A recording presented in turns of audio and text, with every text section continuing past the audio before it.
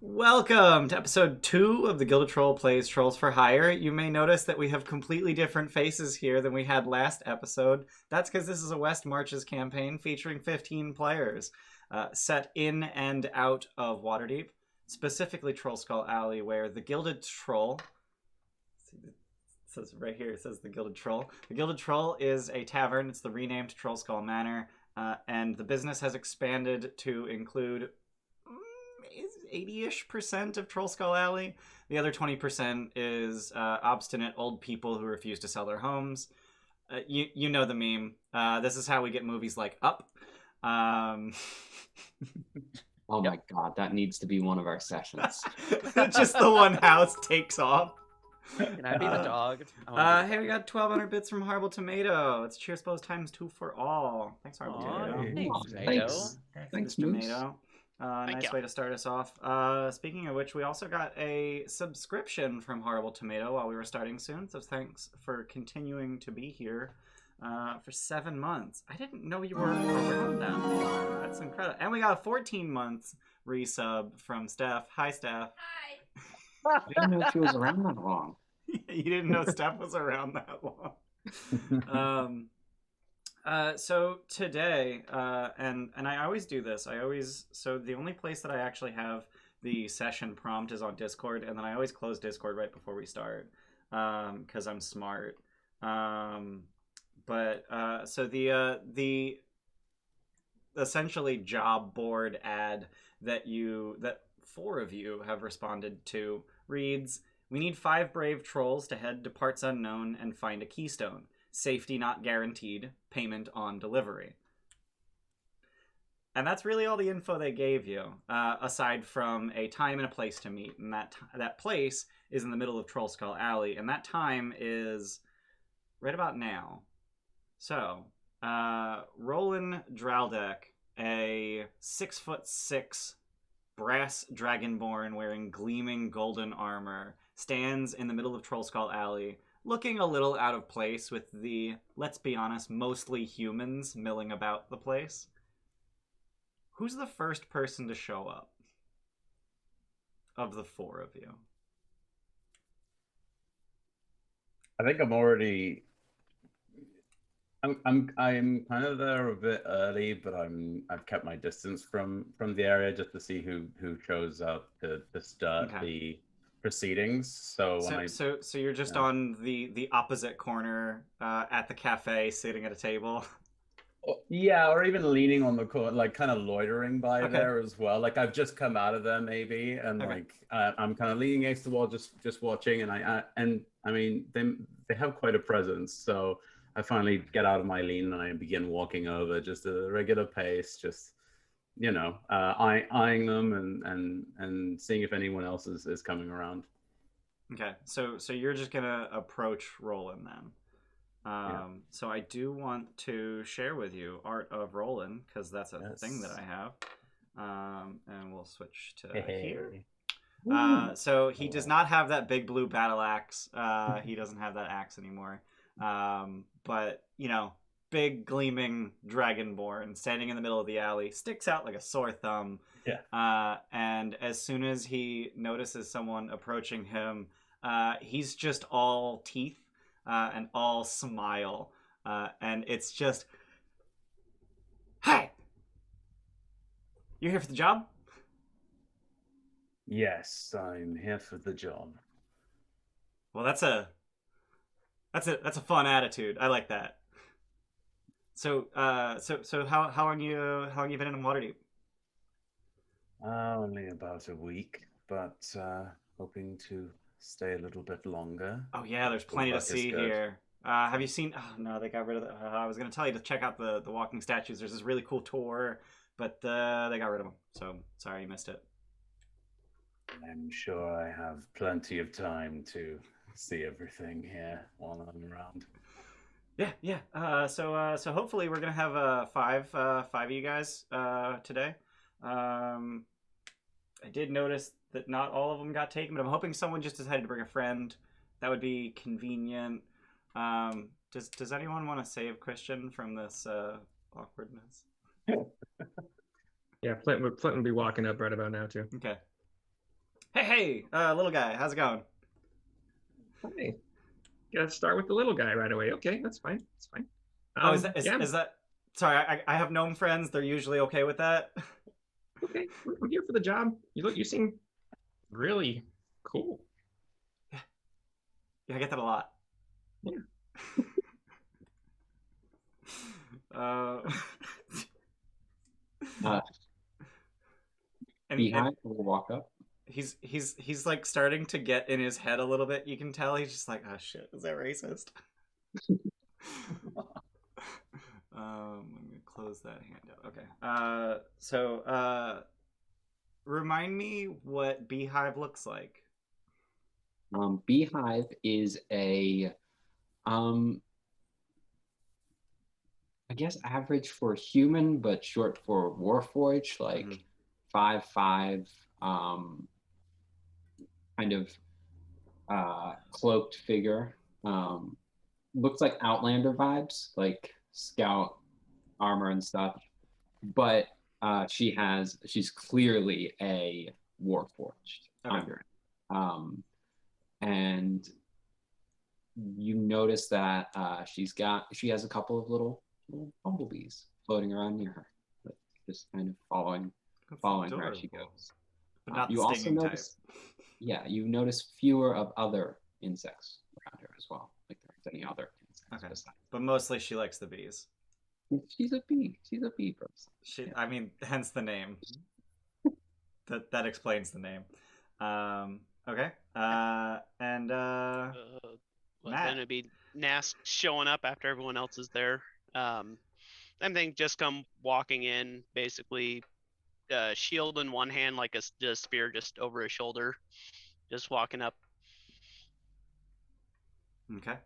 And you are a knoll, correct? Yes, yeah. Nask is a knoll, Okay. so was he 7 foot tall, but he slouches, so he's more Jesus. of like 6.5-ish. That's some fucking height. Yeah. So Back there. you're actually eye level with Roland, and he is very happy to see someone his height, because it's painful constantly craning your neck in one way or another. And Denton was always taller, and he'll explain, like he just launches into Denton's taller than me, and I hated it, as if you have any idea who that is. Yeah, being new to the city, I had no idea. Yeah. Though mentioning taller, Nask might like straighten out for a second and just kind of go all the way up to the 7 foot, and then kind of shake, and then slouches down again. Okay. Roland's.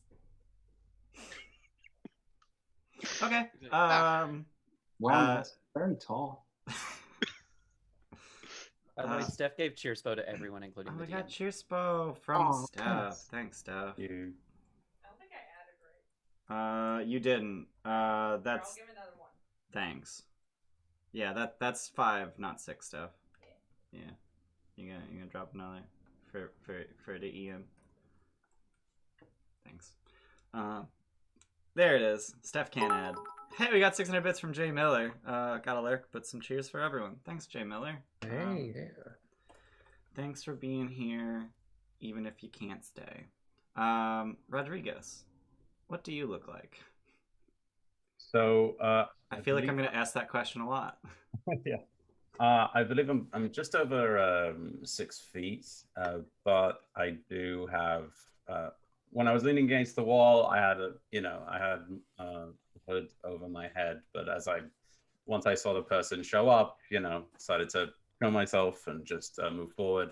And I have a mane of white hair, like shock white hair, and my eyes are like a milky white, like pupilless right now. However, my features, although they should be more, just blanche pale, like most changelings are, I'm sort of adopting some features of an Eladrin.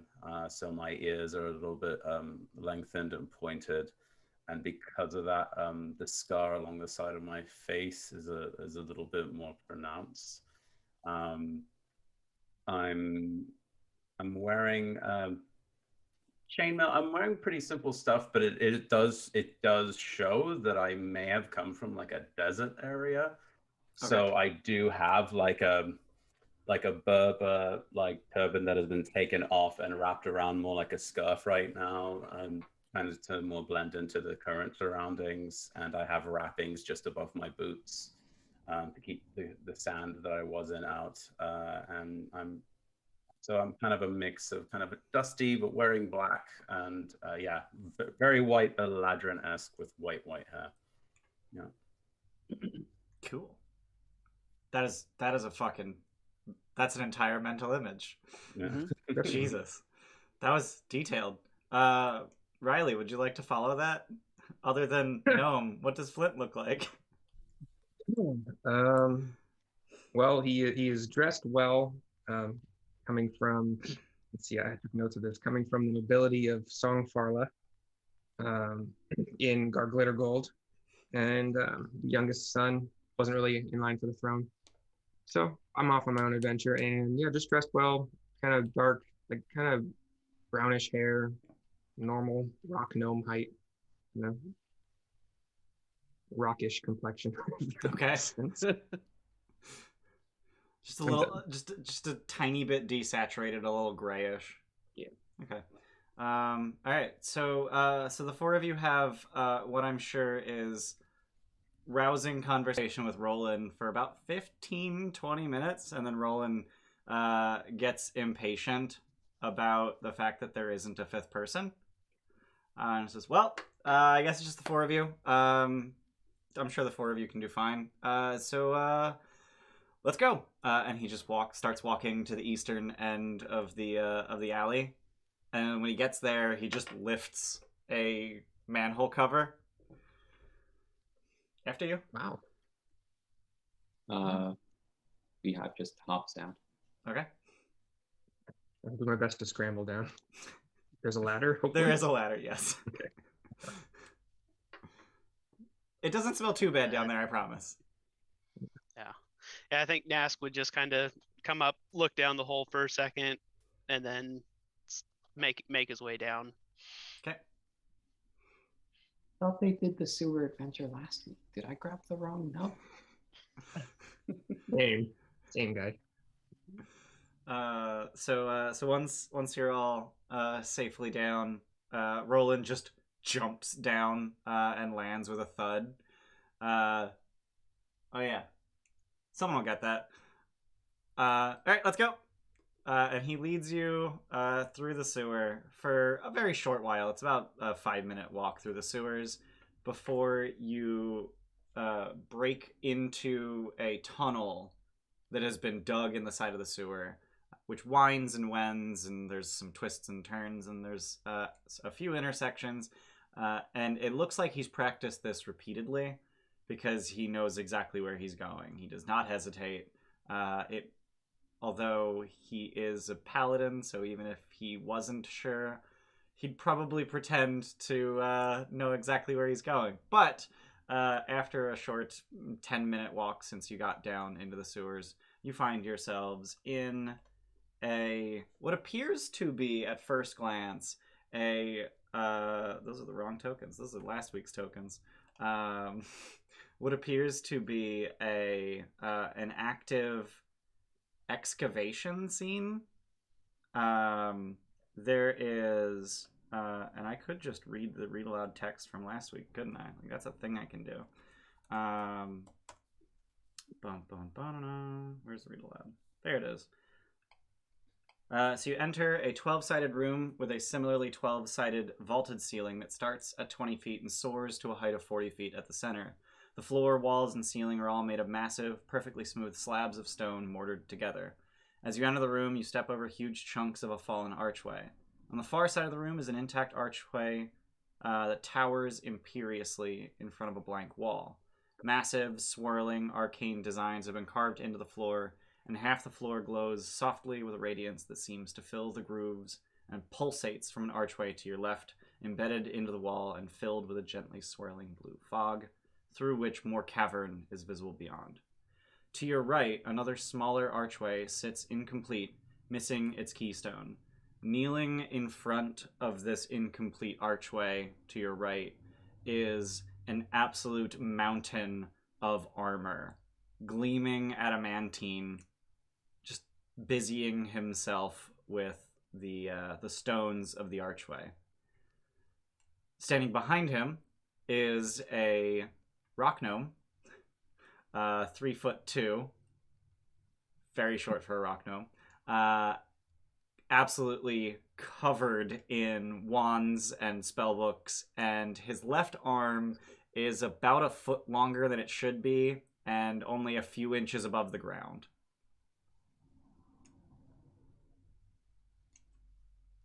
What? Is there going to be somebody that shows us the way back after this? So I've just dropped. So that is the gnome, and then the mountain of armor, currently without great axe. So Roland, once you get here, why is? Oh, I didn't give any of these tokens to Stream. That's why Stream can't see anything. That would do it. Beehive, configure, Stream, Observer. Okay, that's a thing I need to remember to do. Rodrigus. Should we see the tokens of these two characters you mentioned? No, because I don't have tokens for them. Because that would have been smart. Good. But Roland points out these two people and says that why do I still not have vision? This is annoying me. I don't see Matt. Where are you? I don't see you. I'm over here. Oh On wow, the- you There blend we go. right into that. Yeah, little... he does blend in. He blends in real Yeah. well. Yeah, there's no tokens for Denton and Zogrim. I'm gonna make a note to myself to do that. Make tokens for Denton and Zogrim. And we got a raid from Lark Network. Yeah. Thanks for the Oh. raid, Lark Aw. Network. Welcome, Raiders. Welcome, Raiders. Thanks for being Yeah. here. Hope Yeah, you yeah, guys had yeah. a good stream. You're playing D&D. Hey, I love D&D. Clearly. What? So as you enter, Roland points out these two other people and says, Denton and Zogrim will take good care of you. From here, I gotta get back to the troll, but good luck.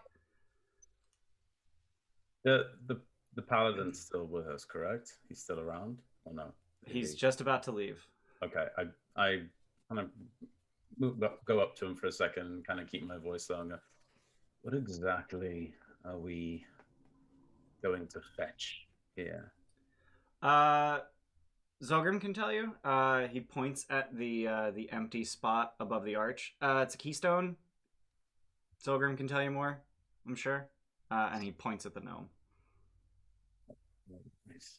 And I go over to the gnome and I ask him, we're looking for a stone? Oh, there's people here. Yes. Yes. Hi. Zogrim. This is Denton. Yes, we're looking for a stone, for keystone. So this portal is kind of messed up. Denton spent the last week fixing it up. He's seeing things I can't, which really annoys me, because I'm the wizard and he's not. But he fixed it up. And so if you look at that gate, that one's got a keystone. This one doesn't. Normally the gates don't open without a keystone at all, but Denton says he can get this one open, and took a look at that one, and the keystone seems to be keeping it open, and well, we want to know what's on the other side. So keystone, yes, that's a thing. So it's shaped like a keystone. You know what those are shaped like. That one's got a rune on it. Never seen the rune before. I'm guessing the one you're looking for is gonna have a different rune. Might have the same rune. Keep your eyes peeled, I guess. I don't know. Can any of you see magic? Is that a thing? You guys can do that? Yeah, Yes. the portal's open over there. That's pretty magical. Okay. So he pulls one of his wands out and just holds it out to the group of you. This will help you see magic. That'll help you find the keystone. I want that back, by the way. Of course. That's a loan. For I guess Chris, you're taking it. It is a wand of magic detection. Does it have charges or does it just magic detect? It has 3 charges. How long does detect magic last? 10 minutes? 10 minutes. Yeah. So use it sparingly, I guess. So we're about 90% sure that we're technically inside of Undermountain, and I don't know if you've been in Undermountain before, but there's this thing called Undermountain Madness, and it makes you go insane if you try to leave. Sorry, anyway, the gates. No, that sounds important. What? I'm sure you're fine. We're like on the edges of Undermountain. I don't see that being a problem here. Gates stay open for a minute. But Denton here, he can just open it again, so that's not a problem. So he'll open the gate. If it closes, he'll just open it again. You're not going to get trapped. Don't worry about it. Yeah, I think that's about it. Any questions? Do we have a way to contact you if we need to come back through? Well, Denton will be here. He'll keep the gate open. Okay, he'll keep it open while we're on the. Okay. Yeah. You know about this other side that we might run into? We have literally no idea what's on the other side here. We just got it working. You're the first ones through. Okay. I draw my sword and I just kind of put the flat of it up against my shoulder and just tap it. I look over my shoulder at everyone else and go, It might be friendly. let's just head on over. Yeah, I think Nask looks over to Rodrigus and then like readies his shield in one hand and gets his spear ready. He's like, okay. Hey, you guys know what you're doing. Okay. We'll find out soon enough. Neat. All right. Denton, you ready? And Denton just gets to his feet, brushes himself off. Uh-huh. And he just touches the gate, just touches the archway, and just a portal just swirls from the center of it outwards and reveals a dark cavern. Not as flashy as I was hoping. Oh well, off you go. Yeah, I think Nask would just start walking forward as he gets up to Denton, just look up and go, the dragon was right. You are quite tall. And then he just walked through the gate. Okay. It's like the spear in front, like out as he's going in. Okay. Denton just like looks down at himself like, oh, am I? So you guys are gonna head through? Yeah. No, wait for me. Yeah. Okay. I'm right behind Nask. All right. So as you head through the gate, as soon as you walk through, the smell of the air changes. Like you can tell you're in a different place, which, I mean, no shit, it's a portal. But just like everything about this area, the air is hotter, it's damp, it's very humid, and it just smells like flowers, despite being in a cavern. And as you sort of take stock of the situation, you can see the faintest light from down the tunnel ahead of you. What do you guys want to do? Nask would motion towards the light, and seems like a way to start. Yeah. Okay. I'm fine with that. Let's go. All right. So as you head towards the light, the closer you get to it, the more you realize that it is indeed sunlight. You've suddenly apparently been transformed or transported from underwater deep to somewhere near light. And as you turn the last corner and you can finally see outside, several things become apparent at once. First, that you're apparently in the middle of a jungle because you can see the tops of trees in the distance. The second is that the cave opens onto a cliff face with a small balcony, I guess, just outside the cave mouth. and it is really hot, like 100 degrees outside. Sorry, that's like 35 for Christian, I think. Yeah, that's pretty hot. Thank you. 37 actually. Yeah, it's hot. And as you get outside and just sort of take a look around, you notice that you are in the middle of a cliffside city.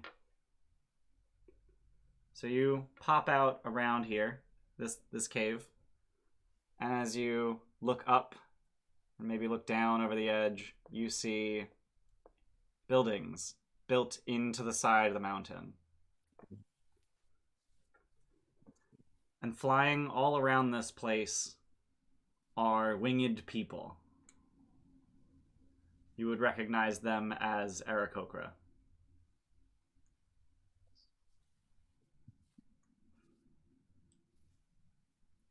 Wow, Waterdeep is amazing.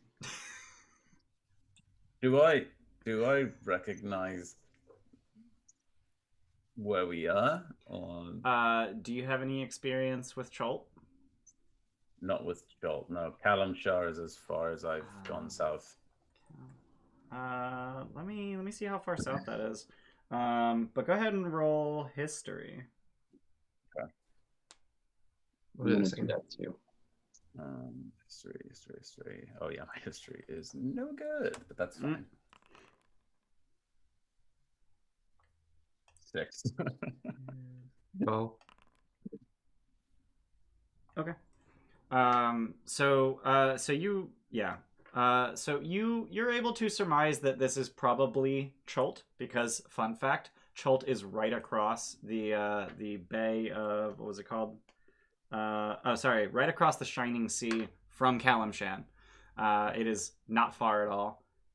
Based on the climate and the foliage, it's pretty clear that it's Chult.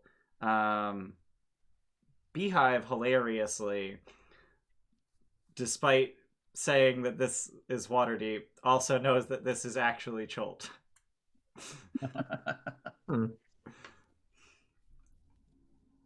And if it isn't super clear from the map, you can there is a walkway along this ledge up to this building. Okay. Does it look especially like unyieldy in terms of like a cliffside, or is there plenty of space for us to walk safely? I wouldn't say there's plenty of space. It's about 3 feet wide, so Okay. it's not comfortable, but it's not going to be dangerous. But it's okay. It's not crumbling or anything. Right, Okay. it's not crumbling. It is solid, but it's not so wide as to be like a stroll. It's a narrow walkway along a cliff face. All right. I sheathe my sword, so I have both my hands free, and I stay closer to the wall, but I move toward the building. Okay. Just gonna wave at some of the Aarakocra. Okay. They take notice of you, and they're confused for the most part, and then once they sort of get over their confusion, they fly over to here, land on that balcony, and just fly into the building. Also, my ping markers are like shitting themselves. Are you guys seeing that? Yeah. triangle. Yeah. Yeah, I just see the one now. Oh yeah, it's jittering. Yeah. It's just jittering and sitting there Yeah. instead of spinning properly. I'm gonna. It's nervous. It's okay. Yeah. I'm gonna force a reload for everybody. Yeah, and I think I Nask. can see all those tokens, by the way. I don't know if you. Yep. Yeah, that's fine. All right. I'm gonna trigger one more force reload. Be warned that did just disable your beyond 20, so you will have to hit that button again because I forced a reload. Did something with the chat too on my side. Yeah, the chat reformats once you turn on Foundry or on beyond 20. So that'll fix once you turn that back on. Now hopefully my pointers are working again. Nope, they're jittery as fuck. All right, cool. I don't know what's wrong with that. I'll have to look into that. That triangle is. Oh. Yeah, it's nervous. So you guys head over there, and then How do I actually drag your view to somewhere? Anyone know? Not for Foundry. Okay. Sorry, Yeah. what was that, Ian? Do you know how to drag the player's view somewhere? Oh God, I don't remember. Yeah. I know there is a way to do it. Yeah, But I I- can't remember it either. But all the way at the top left. So once you get over to that building, there is a ladder that climbs up that building onto the walkway next to it. And then that'll take you up to here. I'm just gonna stop hitting the ping button because those triangles are very confused and scared. Now I have 2 more. Oh, How populated is this place that we're passing through this building right now? So the entire area has a few dozen Aarakocra in it. This large central building seems to have the densest concentration of them. There's about a dozen of them moving about, flying in and out of it. Is there any idea of like what this place might be to them? Like a marketplace, a city center, like a The main building. yeah. It appears to be a religious center. Okay. No, we walked up. We got into the main building, right? Yeah. So you're entering the main building essentially at the top on the left. Well, I thought we came out of this little cave here and we're. You did, yeah. There's a ladder on the western side of that building. Okay, that just goes up. Oh, I see. Okay, so Yeah. this doesn't lead into the. That is this. correct. Okay. It does not. Okay, cool. Are there any idols or any altars? And if there is, would I be able to identify roughly what sort of religious ideal or god they're worshipping here? Yeah. So there is. So as you make your way into the main chamber of the monastery, you see that there is a large maze symbol inscribed into the floor. So go ahead and roll religion to see if you guys recognize that. I'm gonna chestbow my religion.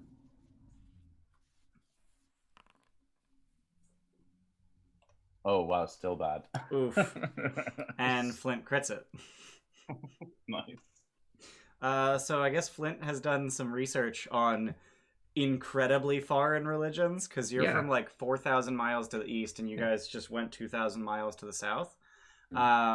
So this is a temple to Ubteo, the patron deity of Chult, also known as the Deceiver. I share that. He has many names, but the Deceiver is Strong Ned vibes right now. strong. What vibes? Ned vibes. I know so much about this. Yeah. I'm trying to find. So he's the creator of Chult, the founder of Mesro, father of the dinosaurs, and the Deceiver. Yeah, he's father of the dinosaurs. That's awesome. Yeah. So as you're just kind of like loitering at the top of the monastery, a very old looking Aarakocra, all of her feathers have turned gray, and she's wearing these very large flowing robes, calls out to you. Who are these travelers in the monastery? Hi. Forgive us, we are in search of something of an arcane nature. Okay. Well, this is an interesting place to search. Well, we're not searching this place of worship per se, but Well, come, sit. We would not have travelers who must have traveled a great distance to be here go without a meal. actually, we came through your portal in the cave. The what? there's a portal in the cave just short of you. Yeah. The the cave that looked like it was designed to lead over here from the portal.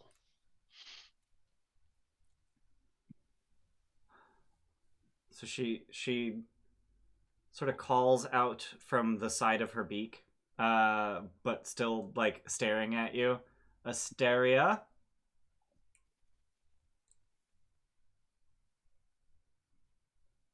Yeah.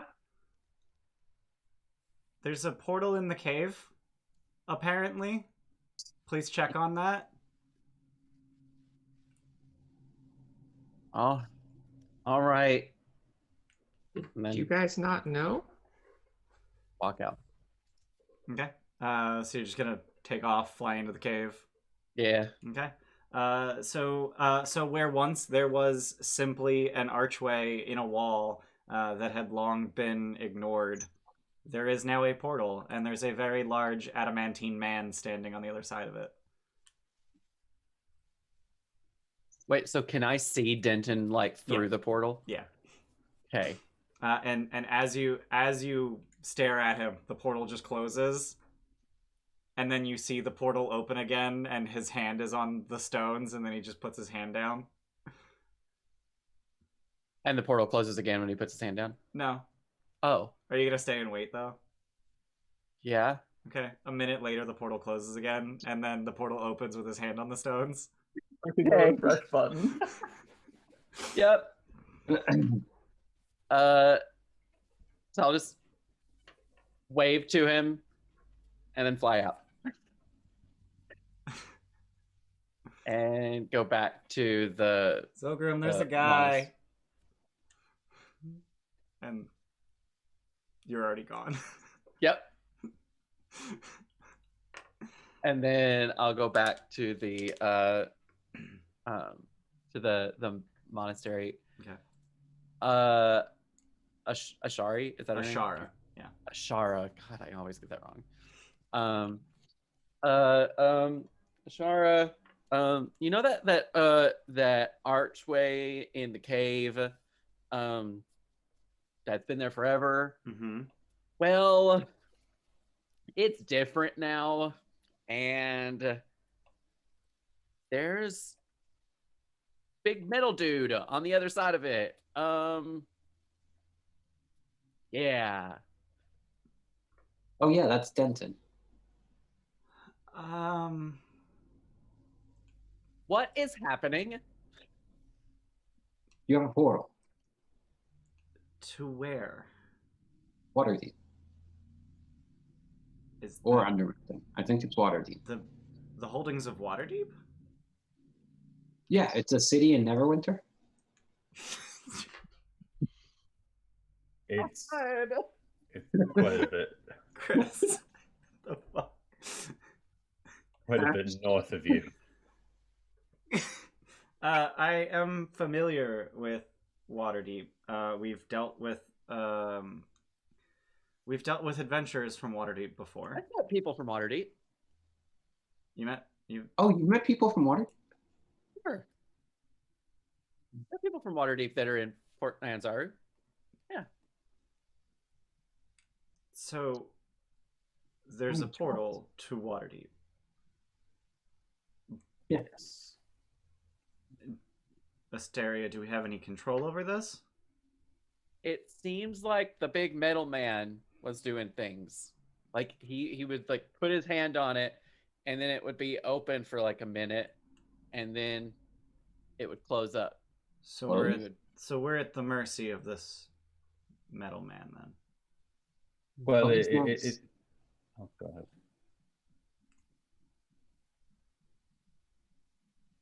Yes. Who was talking? Was Chris and Christian one of you? I said, oh, he's nice. Oh, So that's it. He's helping a gnome mage of sorts with some portals on the other side. They seem relatively harmless. And what is it you're doing here? We are in search of a stone. Well, we live on a plateau. There's a great many of those, so A keystone. a keystone. Yes, there is a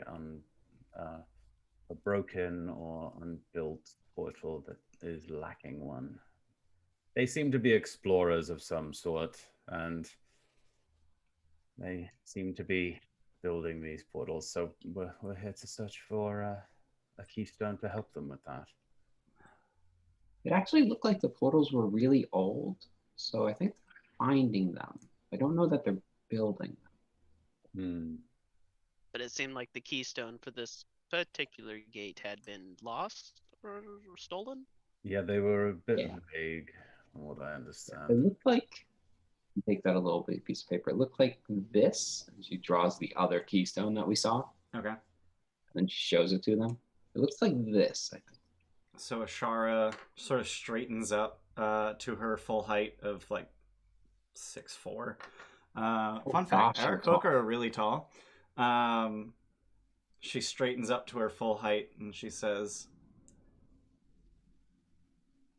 "Yes, I've seen one of those." Oh, fantastic.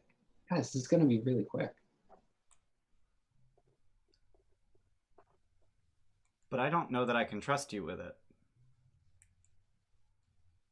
What would it take?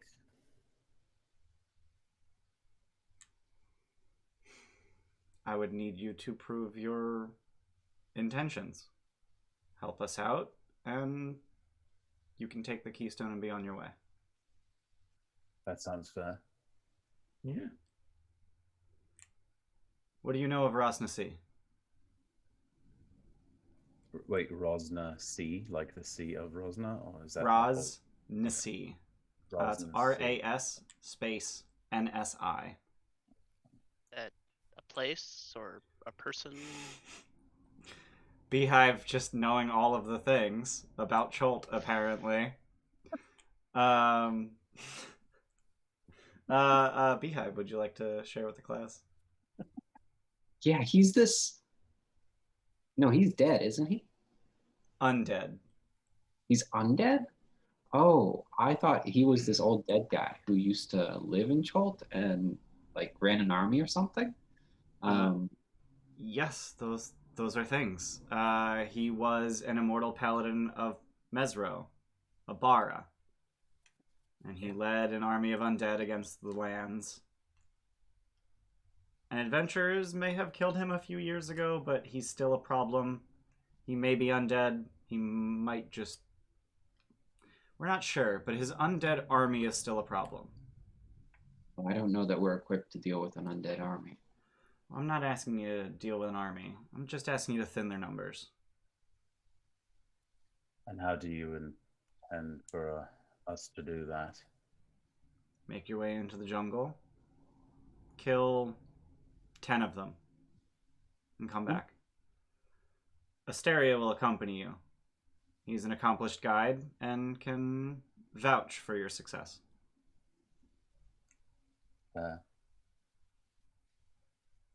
Yep. She was counting her arrows. Yes. How many you got? 20. Nice. Yeah, that's twice as many as you'll need. Oh, no, I don't think. I'm not that good. 1-to-1. Well, where do we need to Set head? expectations here. It's not going to be one and done. Are we just above the jungles that need thinning? Or... The Nasi wastes to the southeast have been of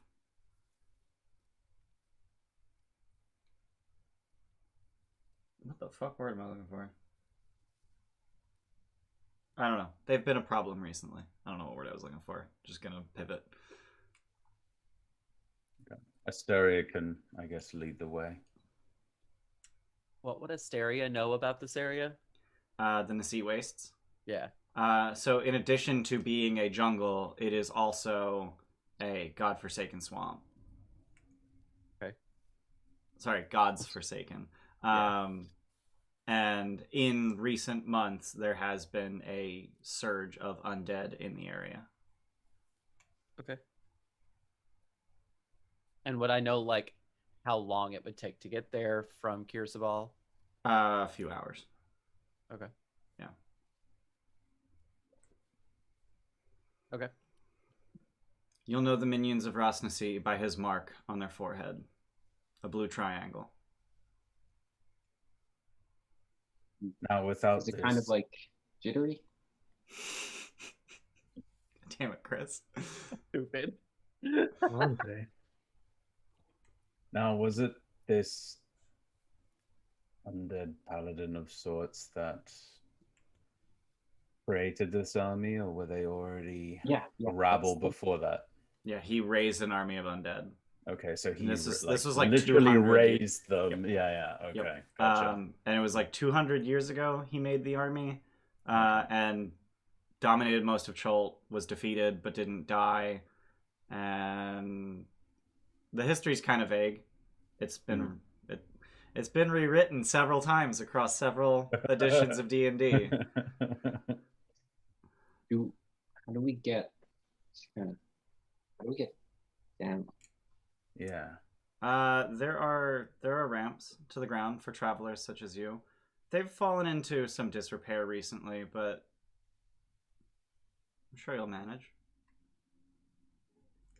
Do you have any equipment to help us along the way down, or are we to hazard this on our own?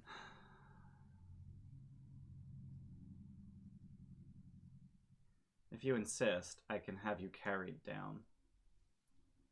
That would be really nice. We didn't come with mountain climbing gear. That was Indeed. ill-advised. We weren't advised at all. It was very ill. So they will so Ashara will call to several of her monks and have them and she'll usher you out onto the balcony, and then two of them will pick up each of you, just like one under each arm, and essentially airlift you down 600 feet to the jungle floor. I'll look at Flint and be like, I could probably carry you by myself, though. Yeah, probably. Yeah. How do we signal that we want back up when we're done? Well, Asteria's with you. Yeah, I can just, Yeah. I'll fly up. My bad. Okay. Beehive is just loving this. Okay. All right. So you guys make it to the jungle floor, and it is so there is about 30 feet around the plateau where the ground is. It's gently sloped stone, and because it's stone, there's no foliage here. So there's just this sort of pounding heat that makes you desperately want to be in the shade of the jungle. Mm. This is uncomfortable. Yeah, Is and once Nask panting? yes, I'm not gonna do that on There's stream. one of us with the Thanks. right clothing for this weather. Yeah, it's me. I was gonna say No, bro. Rodrigus. I was thinking Greek. I have a bit of it, but this is more humid than it is dry. Oh yeah. you have Yeah. I am covered in a way you probably wouldn't be covered here. I'm definitely like throwing my darker, like more northern cloak off to the side, probably even packing it away. And I do put the turban on, lay it thicker on the front so that it kind of shades my face, Okay. but that's about all I can do. Everything else is pretty much roll your sleeves up. Yeah. I mean, in Yeah. a jungle with the shade, you're actually better off being barely covered. Yeah. Whereas in a desert, you want to be covered head to toe in white. Yeah. Yeah. Yeah. Yeah, I mean the shade. Once you get into the shade, it is way less oppressive, and somehow even more humid. And the flies start buzzing in swarms. And Asteria, you would know that it is foolish beyond belief not to have insect repellent in the jungle. So I'm guessing you already have some. I would have some, yeah. Yeah. Ian, as a flavor thing, I Uh-huh. was going to say that there aren't any insects nearby my character, but that appears to be a legitimate benefit right now. So I wanted to run it by you before I declared that. I'll allow it. Okay. There's no insects besides beehives, Hmm. a couple of bumblebees. All the other insects are like Just hedged just out. like an area around her. It's just clear. Okay. Asteria will see this and be like with the like tub of insect repellent, just be like, well, more for us. So who's first? And I'm just like offering insect repellent to the other 3 of you. I think Nask would walk up and like dip a finger in it and like smell it. So it actually smells like I think the closest thing I can describe it as is like balsamic vinegar. But it has the consistency of Vaseline. He takes a whiff, then looks at his entirely fur-covered body and goes, "This was never going to wash out." You don't want it to as long as you're here, though. Yeah, and Nask would rub himself down with this stuff. God. Okay. Yeah, I put some on my nose that's still exposed to the, to whatever's light is coming down, and to my forearms that I've rolled up my sleeves from. Okay. Yeah. All right. Warforged are immune to disease. Okay. Also, I shape change very subtly, like not my whole body, but just my forearms Mm-hmm. to have like arm hair that's a little bit longer than normal, so as kind of a natural repellent to any of those pesky bugs that will land on me still. Okay. So that I can feel them and slap them off. Okay. And yeah, that's about it. All right. Flint, how are you reacting to the environment? Well, I definitely took off my red noble's coat and put it in my backpack, and now I have that frilly white, kind of open bead, whatever. Okay. And I'm trying to determine whether or not my Tinker Tool fire starter thing would help at all to disperse the insects. Fire. So fun fact, as a sort of petroleum-esque product, it is flammable. So if you were to light it on fire, it would probably hedge out some bugs. I'll test that out for a while, and if it doesn't work, and then I'll slather myself if the option is still available. All right. So are you gonna like slather a torch in it? Yeah, I'll do that. Okay. And you just okay. All right. So Flint has a balsamic vinegar scented torch. Yeah, so Nask, upon seeing him light this stuff on fire on a torch, he again looks down at his fur, now bug repellent slathered body, and goes, "I wish I would have known that." And then he will move to the other side away from the fire. Okay. Yeah, so you haven't even managed to like slather it on your skin. It's just kind of like matted in your fur. Oh, Oh yeah, he's gonna need a deep clean to get this stuff out. Okay. So seeing that everybody is repellent up Asteria, probably a little much more enthusiastically than you would probably imagine, is just starts taking flight and hovers around 10 feet above the ground and just is like, come on, this way, over here. And just like starts like leading the way southeast. Okay. Is it pretty like, are we taking like a clear pathway through this jungle that's been tread before and it's just a little bit overgrown, or is it quite overgrown? You are trailblazing. Any path that gets carved through the jungle would grow back over in less than a week. Right, it's pretty large. Okay, Yeah. so I'll take somewhere near the front and like be hacking away with my sword, make some room and space for everyone. How thick? Is it like something you could like move stuff aside and slip through, or does it need to be cut away to? For the most part, it's thin enough that you can just push things out of your way and move through. But occasionally, you are gonna have to like chop stuff down unless you're willing to like go the long way around it. But the more times you take a detour, the easier it is to get lost. Okay. So yeah, I think Nask would. So he takes his spear and unequipping he just puts it into his shield hand. Okay. And then pulls out a hand axe and will basically be up with Rodrigus helping clear a path. Okay. And Asteria is just above the brush, just able to sort of sail over everything. Yep. So Beehive is the opposite. She's moving very slowly right now. Mm-hmm. Just like investigating, like looking at all the different flowers and stuff, and like picking one every so often, like stuffing it in her pouch. Okay.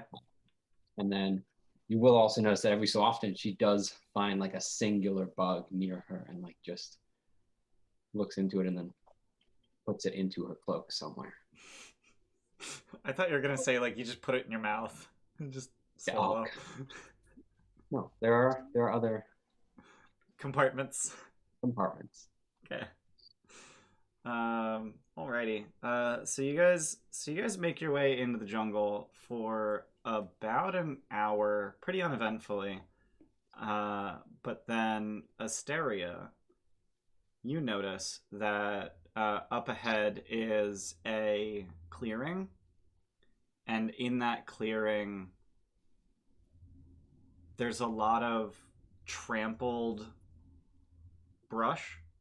It's difficult to tell exactly what came through because there's no footprints. It's just broken brush that was trampled. But it seems to be this.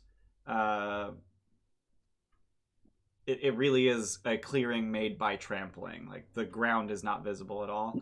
But in the very middle of the clearing is what you recognize as a rare manga bush, which have leaves with magical properties. Okay. Would I know what those magical properties are? Roll nature. Sure.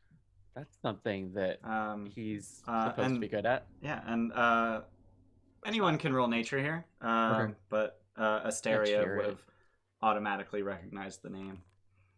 16. Yeah, so you know that the bush is mostly green leaves, but the yellow leaves on the bush can be chewed, can be chewed, and if you chew on a yellow manga leaf, you regain 1 hit point. Okay. So yeah, I'm gonna When do they start. last? How long until they go bad? Yeah. A week after plucking. Oh, so they're elevated good berries. Yeah. Yeah. Yeah. Do they also, like good berries, do they provide the sustenance for 1 day? They do not. No, they just Okay. give you hit points. Okay. So, but you said it's in the center of the clearing, right? In the center of the clearing. Yeah, it's this large manga bush with and the yellow leaves are rare among the bush. So you can see them dotted here and there, but mostly it's green. I will stop everyone, explain what this bush is, explain what its properties are, but the fact that it's in the center of a clearing that has clearly been created and is not a natural like meadow clearing or anything, it gives me reason to hesitate to just go straight to it. I'm gonna see if I see anything. I'm gonna look around. Okay. Roll perception. I'll do the same. Okay. Yeah. I'll use a cheer. Okay. Oh God. How did Flint get Nan? It was a 10. It was a 10 and a 1. So Okay, I don't know I how don't know what. I don't know. So Nan stands for not a number. Maybe I right clicked instead of maybe shift clicking. That's okay.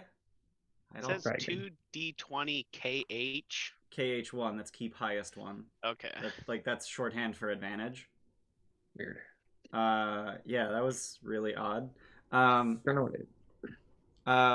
So Asteria and Flint, you notice that the dirt seems to have been sort of mounded around the manga bush. Not enough that it's eclipsing the bush, but just sort of up under the bush to make a sort of nest. Nest. Oh. So there seems to be some kind of nest under the bush. Share that. Yeah. I think that something is going to come attack us if we touch that bush. And sorry, where is this in correlation to where we are? Like, So you would have noticed this when you're like at the edge of the clearing. So there's just this big 100-foot diameter clearing, and in the middle, like a 20-foot diameter, huge bush. Gotcha. So I wonder if I wonder if I fly over and pick the yellow leaves off from the top, not disturbing the nest underneath, and you guys go around the clearing. Wonder if we can get away with it that way.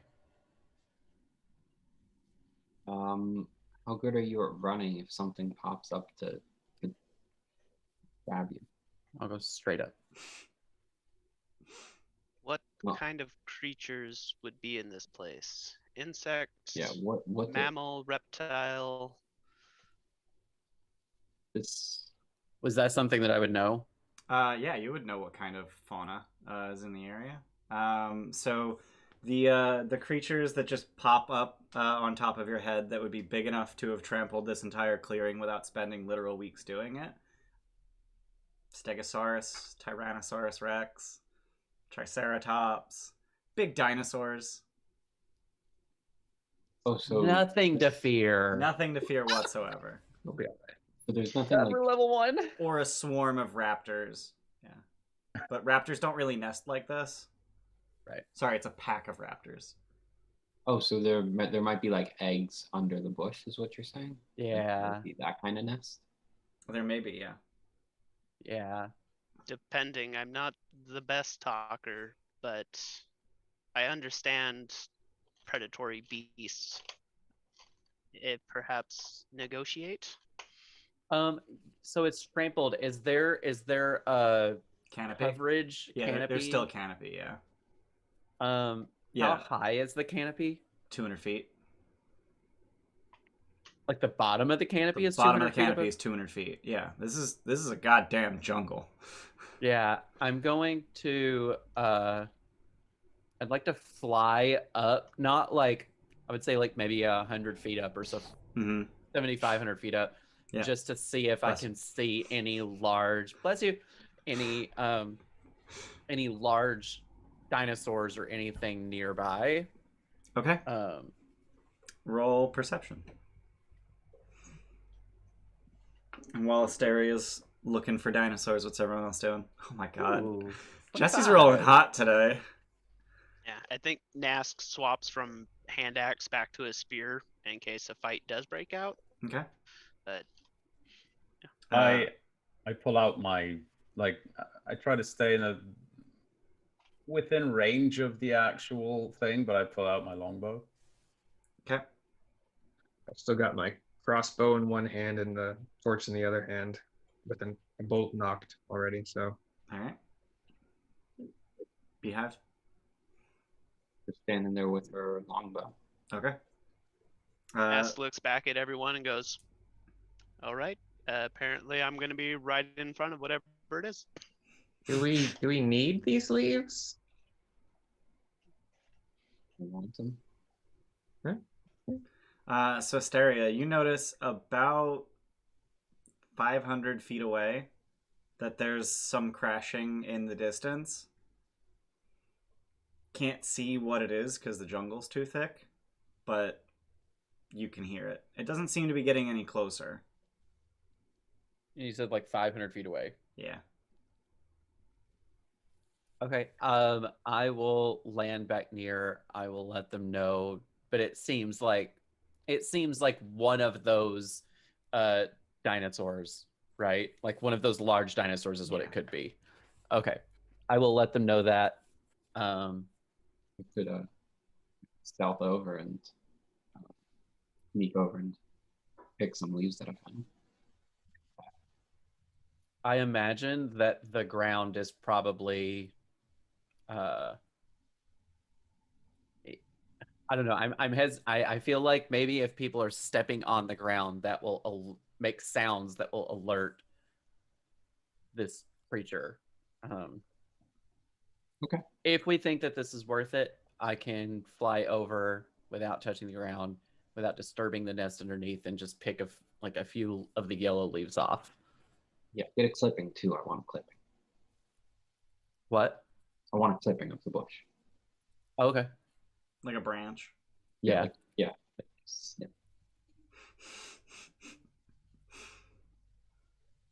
Is that the plan? Yeah. Okay.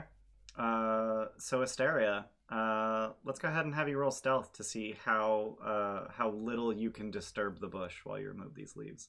I'm gonna cheer that Okay. because this seems important. Yeah, a Don't little want bit. Asteria to die. Meh. 19. All right. Just gotta roll a thing. Okay. Thank you for the cheers, chat. Thank you, chat. I don't want to die. So as you're plucking these leaves off the bush, you get a clipping for Beehive, as well as 9 of these large yellow leaves. Before you clip a leaf, and as you pull that leaf away, you can see through the bush into the nest, and you see 6 sleeping baby triceratops, Aww. and they start to stir, and you just dart. Yep. Get out. Get out. No. And I bring them back.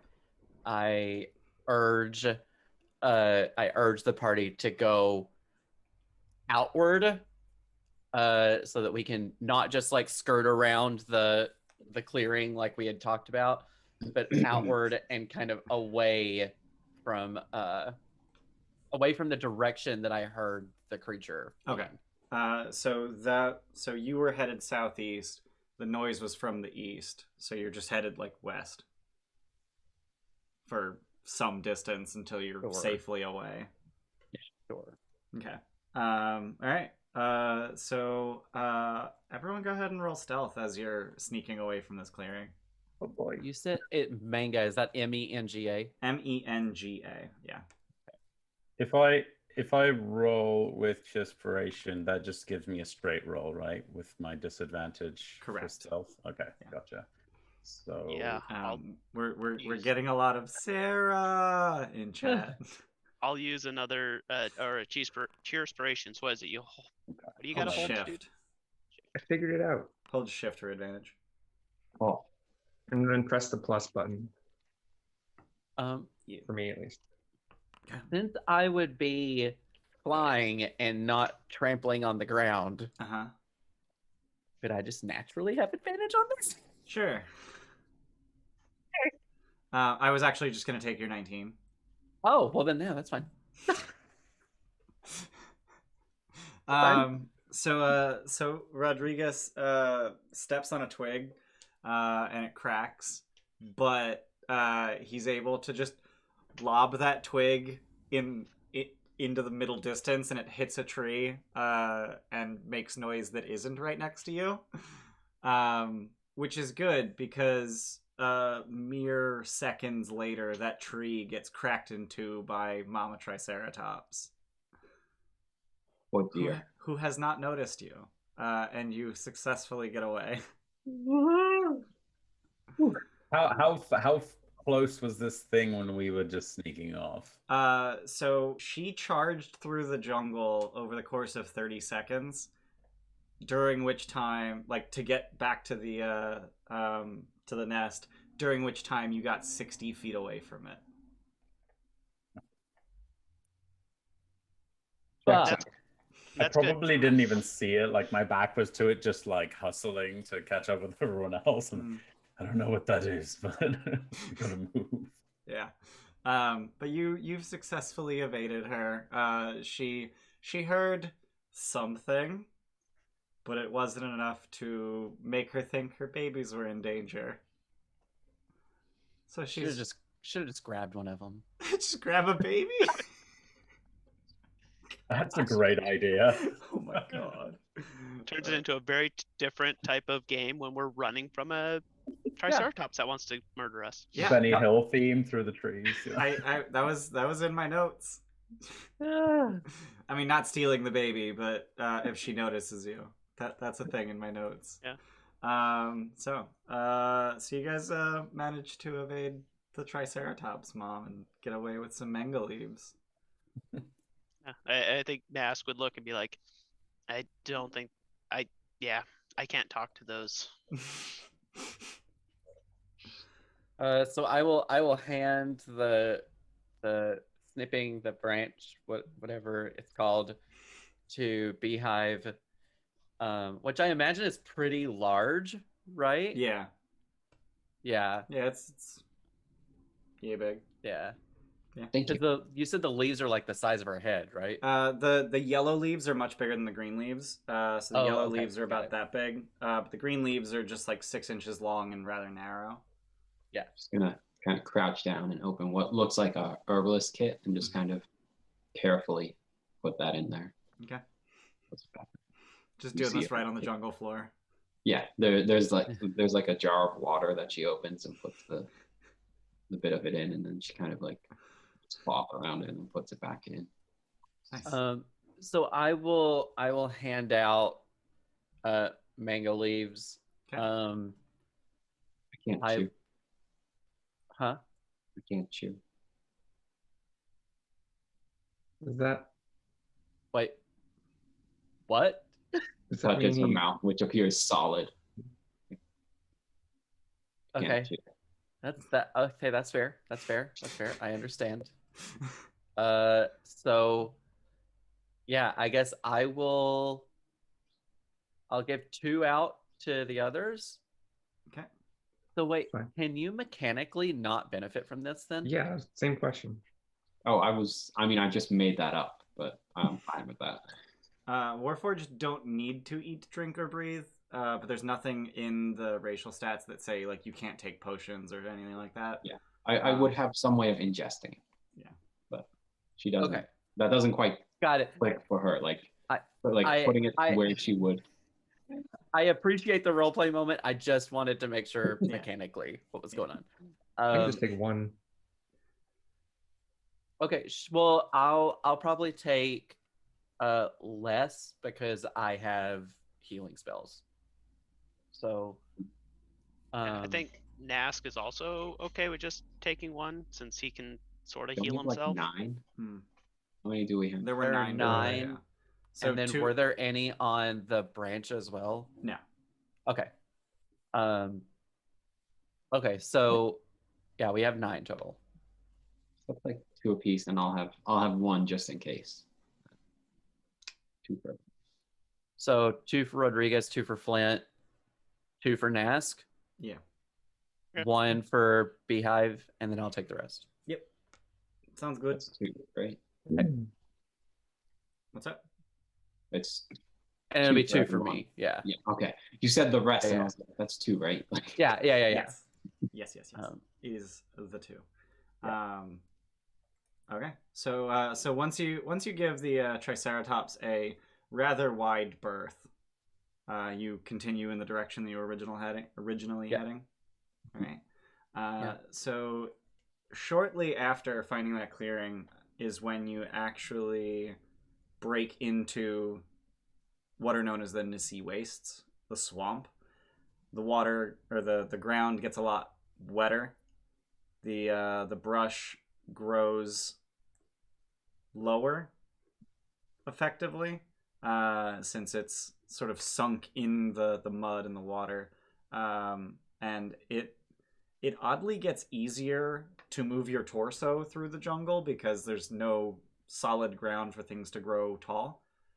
But moving the rest of your body is very difficult. And also, Flint, you're in about 2, depending on where you're at, 1.5 to 3 feet of water. Sweet. How tall are you? I don't remember. I don't have that in here. I'm mid height for a rock gnome. Sorry. How tall are gnomes? Probably in my notes somewhere. I think gnomes are like 3 to 4 feet tall. Height 3 to 4 feet tall. So you're like 3'6" Okay. ish. You wanna hop on May I? or let's go. Thank you. Let's go.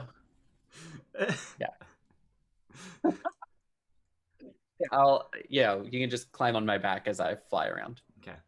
Just don't pull any feathers out or anything. No, definitely not. So it does get fairly difficult to, or it would be fairly difficult to track anything with how much water there is here. But you haven't picked up any trails yet. You're just kind of making your way through the jungle in the direction of where you know undead are. Could I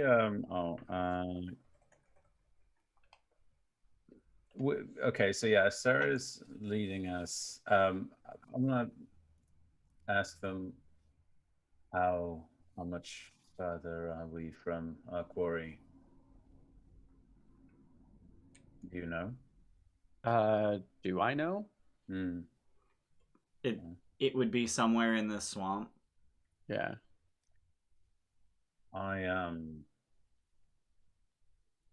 want to cast, like, I want to place my hands like palms flat on the water, and cast divine sense to see if I can detect any undead nearby or anything that might, fit into that. Okay. What's the range on that? It's 60 feet. 60 feet. Okay. So there are not any undead within 60 feet of you. What does this look like as you're reaching out with your senses? It's very dim. It's almost like a weird purplish blue just on my hands right now, and kind of moves. The highlight of the ripples of the water when I place my hands show that sheen of it. Cool. It's very dim. It doesn't go the full range. That light. It is almost as if I'm barely able to cast it. And so yeah, that's what it looks like right now anyway. So yeah. Okay. And there are no undead celestial fiend within 60 feet of you. You're in a very large swamp. I will say that there are signs that you can pick up on of undead having been in this area, which probably shouldn't surprise you. But is it just a sense, or does it highlight like handprints on trees? Just a sense. There's just this sort of taintedness aura to the region. Yeah. Okay. Gotcha. It's not like an Arkham Asylum vision thing. No. See handprints. Yeah. And even then, it's a faint sense right now, correct? Okay. Yeah. We got a Trito. Oh, we got a Trito for the Floof Queen. Samus. She is out cold. Samus. Hey, baby dog. You want a Trito? Come here, Samus. Yeah. Up. Up and pup. Bad. Up. Up. I know, you're tired. Come on up. Come on. You can do it. That sounds like work. Come on. There you go. It's like, lift me. Aww. There you go. You're so sleepy. Yeah. Say hi.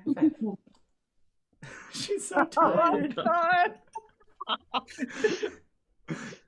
Okay, that's a good girl. You can get down now. Go ahead, down. Oh, great. Good job. Good job. Go ahead, go snuggle with mommy.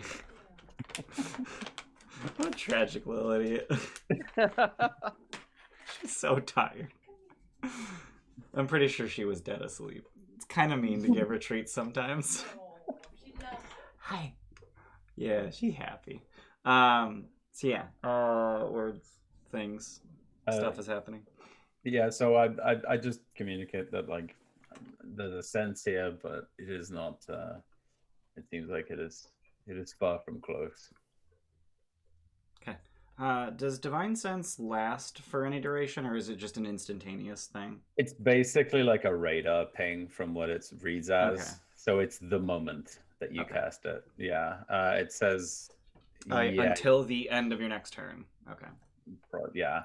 I thought it might have lasted like a minute or something. Yeah, no, 'cause it's I think literally a ping, and then that's it. yeah. It's a very powerful feature of the Paladin class. Mm. Christian, you gotta take 20 from Evil Andy. Oh, thank you, God Landy. damn it, Chris.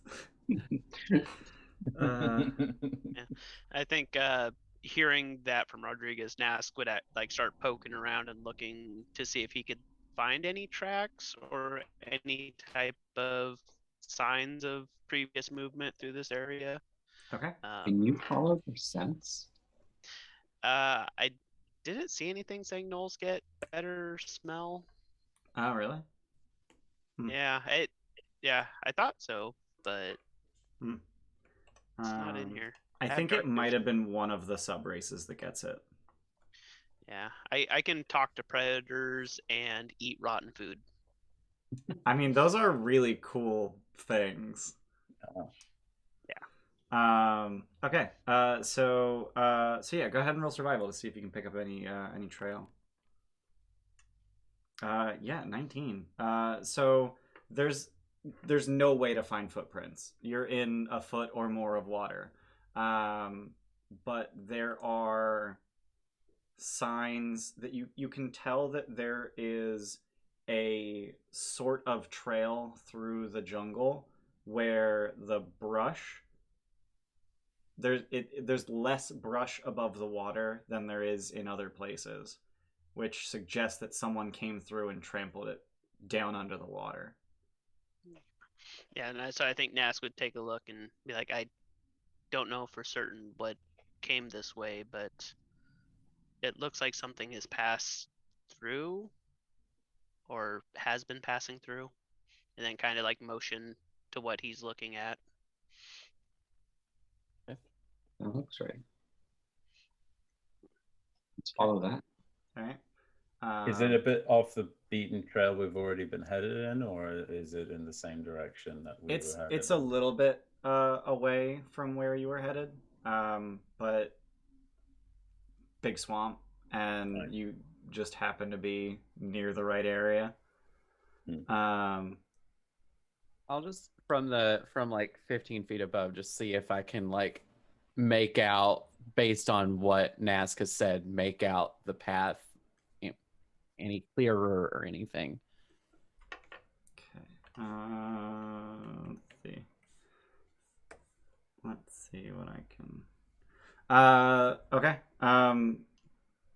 So you're not really going to be able to see a great distance ahead of you because of how thick the foliage is. Like even just with trees, you can see maybe 100 feet ahead of you before a tree is in your way. But it seems like as you kind of fly up and line it up, it seems like they're moving very straight. Okay. Like they're moving with purpose instead of just meandering randomly. Right. Okay. All right. I have to go to the bathroom. I was trying to find a good time to do it, but like there's no good time for a DM to go to the bathroom. So I'll be right back. Right. Okay. Same. I'm gonna hop up real quick too.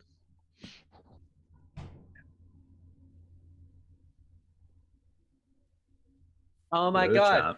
This is us being entertaining. Yes. Hi, chat. We're the most entertaining. Sorry, are we supposed to keep this going? Steph says we must be entertaining. Everyone just stare into the lens of their cameras the whole Steph, if you want us to be entertaining, nothing. come sit in this chair and entertain us. I know that you're there. I know you're there, Steph. Come sit here, and I will. Oh my god, Jesse. What? You told me to. This is I your know. idea. I'm bad at certain contests. Oh dear. Oh, that's a lot of Jesse. Yeah. Okay, I'm done. Like Invasion of the Body Snatchers, just all of a sudden just staring. Yeah, YouTube is just like, I'll be right back, and we're back. Yeah. I have returned. I'm Ian, gonna we've take this. decided to cut that break out of the VOD. Oh, okay, cool. Neat. Thanks for telling me what to do. It's my job as the DM. Hey, Christian told me to stare into the lens of the camera, and I did for about a solid 45 seconds. I wasn't gone. Was I gone 45 seconds? It felt like 45 seconds. I don't know if it actually was. Yeah, I don't know. Steph isn't button maestro today. I'm the button maestro today. I want to be the I have the button buttons. maestro. I'm gonna hit the foundry button. Hey, look, there's a foundry command in chat. Hey. Wow. Yeah. Is there Fancy. an Odyssey button on there? There is an Odyssey button. But Eh. So There's the many Odyssey fancy button. buttons. I also have a Trolls for Hire button. Ooh, yeah, let's see that one. Yeah. yeah. Yeah. And you might see the. Hey, shut up, Tim. I know we're not playing Odyssey. You might see the Trolls for Hire explanation that tells you we're playing West Marches, and you might go, well, what's West Marches? And then I have a West Marches button, too. Yeah. I like my button. deck has everything. It has everything. Stream Deck has Yeah. everything. Elgato, It's a please stream sponsor deck us. of many things. Yeah, Elgato sponsor us. So you guys are following this this trail that has been beaten through the swamp, and as you do so, you continue essentially through the just wet, and as you make your way through the water, the bugs start swarming thicker. They are still held at bay by your repellent and your repellent torch, and by Beehive's, I guess, bugs. Just her. Just her. Yeah. She just bugs don't like her. They just, yeah. Okay. There aren't any bugs near her. Okay. So as you continue through the swamp, it slowly, very, very slowly, it slowly dries out, and the water level doesn't change, but the ground level does.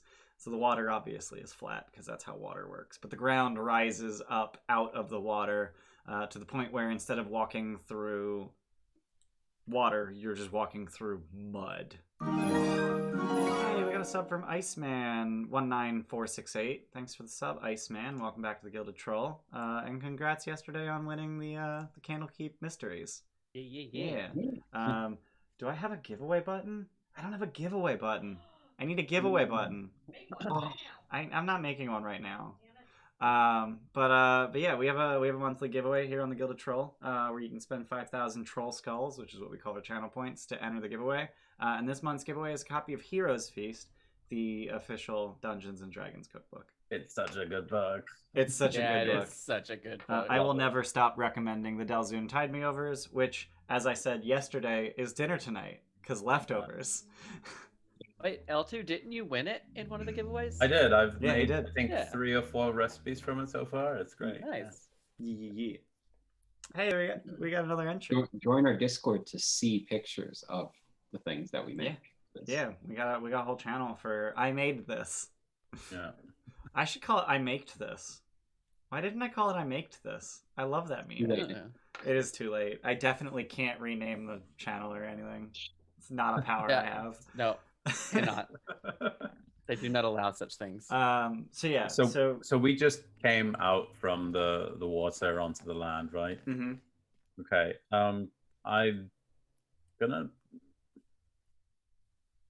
I haven't run into friendly gnolls before, so this is a new experience for me, for my character. But I'm gonna look over to the gnoll, imagining he's gonna be a little less perturbed by this than others, and say, "If we keep the front, stay close to me, but try to conceal your fleshiness a little bit." And I'm going to use shape change to look undead. And I'm going to take the turban down back into a scarf, maybe even like put it away. Anything that looks a little bit too clean or a little bit too colorful, I'll put it in my bag. So I'm just wearing kind of the deserty part of my clothes and the chainmail underneath. And maybe even tear up my tunic a little bit in some spots, and change my face to look a little bit more gaunt, my cheekbones pronounced a bit more, and even the impression of my hands begin to split open and start showing bone and muscle beneath, and kind of a gangrenous look to them. So I look undead, like an undead human. Basically, my hair is kind of like falling out in spots and things like that, and I keep the front, and I kind of try to impress a more, zombified look. Nothing too extra, but just enough to look like I'm, hunched and on a mission. Mm-hmm. Can you change the way you smell? No, I did not. But I do. Just curious. I look the. Yeah, I don't think I can change the way I smell, just No, the way I so. look. Yeah, So it's your appearance and your voice is what you can change. I'm basically putting on a skin costume, but my actual clothes can't change. So Right. Yeah, and I think Nask, as you change, say, but it is the predator's role to conceal themselves from the quarry, and just be completely okay with that. Both of you take inspiration. That was beautiful. I thoroughly enjoyed that. Also, Christian, you got cheer inspiration from Steph. Oh, thank you. Christian is killing this changeling thing. Shut up and take my money. I love changelings. But yeah, Christian and Matt take some DM inspiration as well.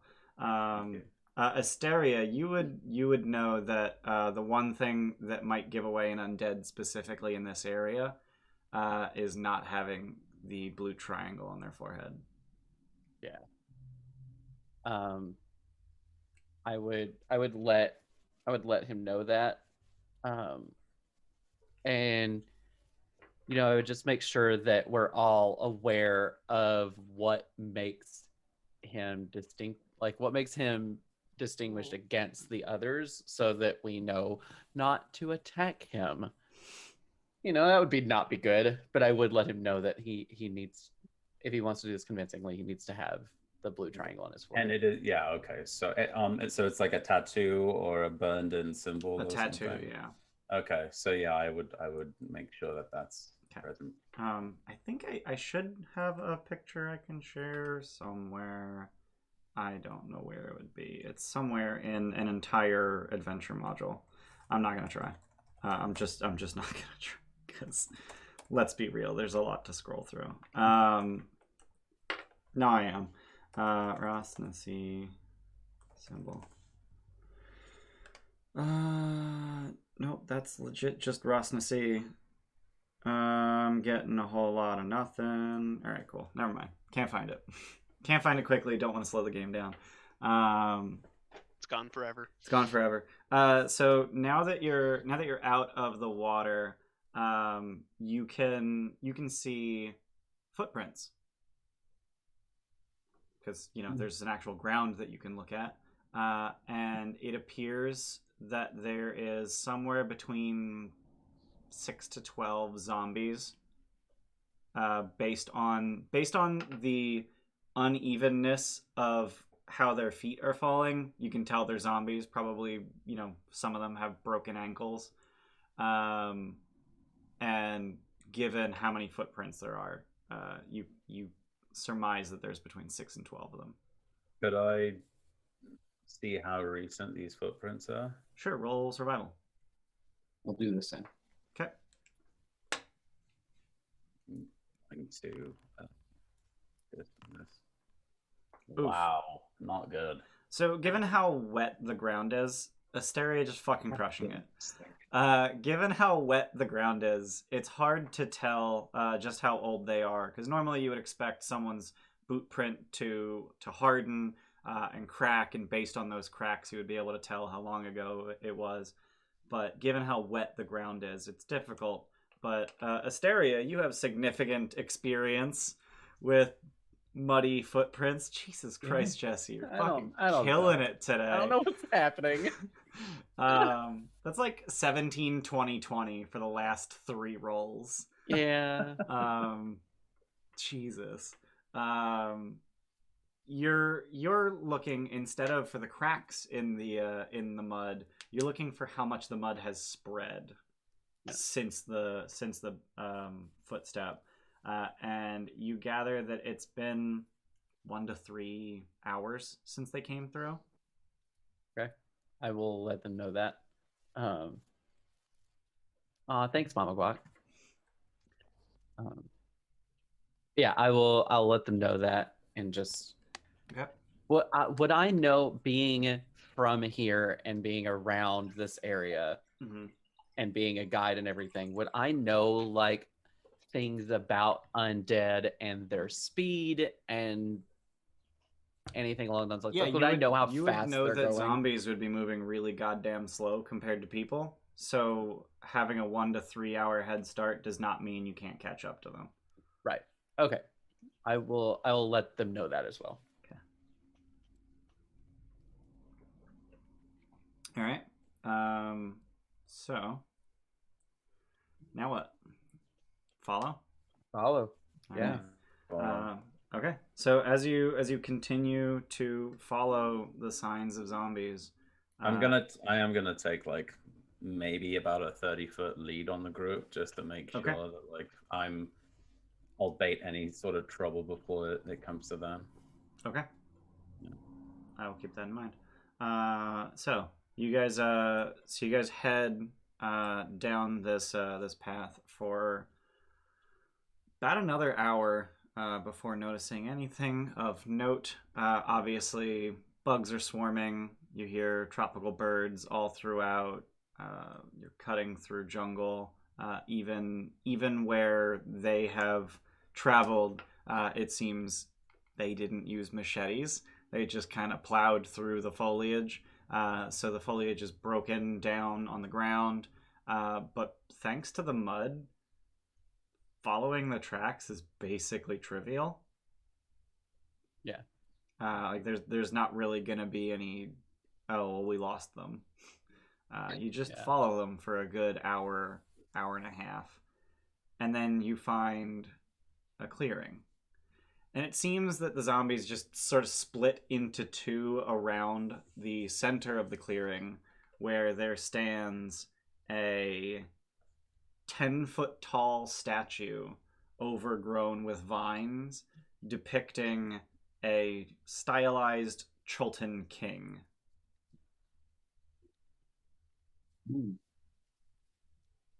Is it very exacting how split off these tracks are? Like there's a clear radius in which they will not go close to this thing? Yeah. Okay. Would I know anything about this Chultan king? You would know that this is one of the many forms of Ubteo. Okay. It seems but these tracks continue past the statue. They continue past the statue. They just split around it, give it a wide berth, and reconverge on the other side. Okay. Is there anything at the foot of this statue that isn't part of the stone work? Offerings no. or anything like that? Okay. Nothing at the foot of the statue. but in the statue, so the statue is sort of holding its hands. I'm holding its hands like at its waist. I don't know why I felt the need to stand up to show you that, but it's sort of cupping its hands at its waist, and there is a rotten durian fruit in its hands. Just sort of like at this point, it's been there so long, it's kind of melting between his fingers. So it's like a place to give offerings, kind of thing. Right. Yeah.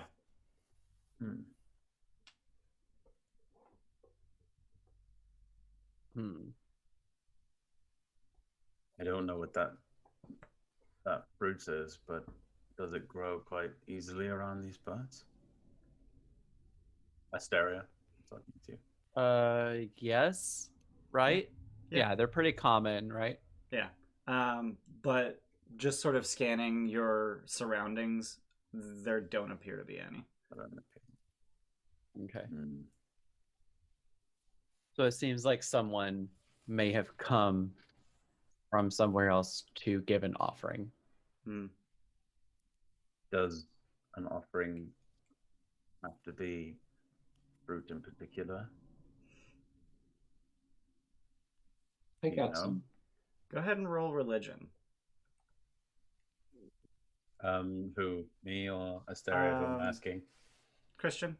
Yeah, Rodrigus, roll religion. Roll religion. I'm going to keep this a straight roll. I just not rolling well today. God. With advantage, I don't roll well, so I'm glad I didn't roll with advantage. Woof. All good. I don't know anything about Chult anyway. So. Yeah, right. Like what even is this place? It cracks, I'm like, this place is human. Yeah. I think Nask would basically, if everyone's talking about the fact that this is a religious figure, and seeing that the fruit has started to rot, would basically walk up and take one of the leaves from the manga plant that he has and place it into the hands. Okay. And say, no gods deserve to be forgotten or left neglected. And then basically start just kind of like looking back around to the footprints and seeing kind of like what's going on, surveying the area. Okay. So could you eat that? Hypothetically. I'm sorry. So as you place the leaf and you say a few words, there's a dim glowing from just behind the durian fruit. Essentially, his abdomen starts glowing behind the vines that have grown over him.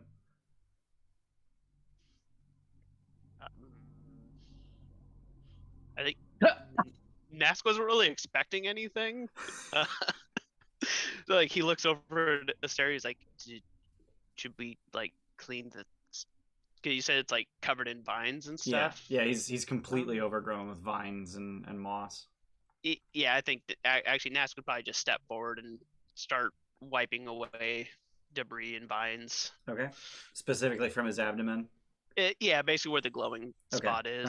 So as you pull the vines to the side and you tear some moss off of him, you see that the glowing is actually in the shape of a maze, a circular maze with a clear entrance and a clear exit, but no obvious path through. It's a maze, so it's designed not to be obvious. Yeah, I think he would double check, like make sure that none of the vines or stuff would fall back over the maze, and make sure like the pattern was still showing. Yeah, and then probably go back to what he was doing. Like I say, he's not really expecting anything. It's All right. So Did you share that there was a maze on the belly? It is now plainly visible. Then I would try to, take a drawing of it, expecting that it's an overhead view of a maze. Yeah, so it's just like, imagine like a maze on a cereal box. Like it's just like the lines that are glowing on him are the walls of the maze, essentially. Yeah, I would sketch out that pattern Okay. that's on there. Is this clearly the symbol of Upteo? It is clearly the symbol of Ubteo, yeah. Okay. But the symbol of Ubteo is any maze. It's not a specific maze. Okay. And yeah, Asteria, you would know that Ubteo, anywhere that a maze appears, Ubteo urges his followers to solve the maze.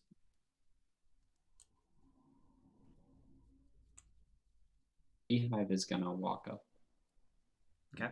Leave a couple of flower offerings from Waterdeep, and the area around Waterdeep on the hands as well. She's actually gonna take a chalk, like a charcoal, Yeah. and a piece of paper to fully like take a rubbing of the maze. rubbing of the maze. Yeah. So the issue with that is that the maze is literally inscribed in light. Oh, it's in light. Yeah, Okay, it's just so a there's glowing maze on his abdomen. She tries this and she like does a And you nothing just get happens. you just get abs. And then she likes, like, she's a curious person, so she will actually try to solve the maze while Okay. she's Go ahead and give me an intelligence check. a straight intelligence. Straight intelligence. I'll cheer this. Okay. Oh God. No, that was a save. That wasn't a check. Level I mean, one. it's gonna be the same, but okay. You got a +1. Yeah, I'll try one more time. With the right thing. There you go. You hit the right button. 13. I hit the right button. So it takes you a moment, but you figure out how to solve the maze. How old is Beehive? Less than 2. Cool. All right. That tracks for your ability to solve cereal box mazes. But as you trace, are you like tracing your finger through the maze? she'll be like right up to, like, a little closer than she needs to be, just like Okay. doing it. So as you're tracing, your tracings start glowing as well, and when you hit a dead end, the whole thing disappears and you have to start over. But then once you trace all the way through, the whole maze just sort of fills with light, so it just becomes a circle. It flashes brightly and then disappears. And you receive a charm of Ubteo. You may cast the Find the Path spell as an action, no components required, by tracing the same path in the air with your finger, and once used, this ability disappears from you. Do I have a Blessing of Ubteo thing in D&D Beyond? No. Let me get that then. For those of you at home who maybe aren't familiar with the spell, that's a 6th level spell. Yeah. For level 1 adventurers. Yeah. But this spell allows you to find the shortest, most direct physical route to a specific fixed location that you are familiar with on the same plane of existence. If you name a destination on another plane of existence, a destination that moves, or a destination that isn't specific, the spell fails. For the duration, as long as you're on the same plane of existence as the destination, you know how far it is and in what direction it lies.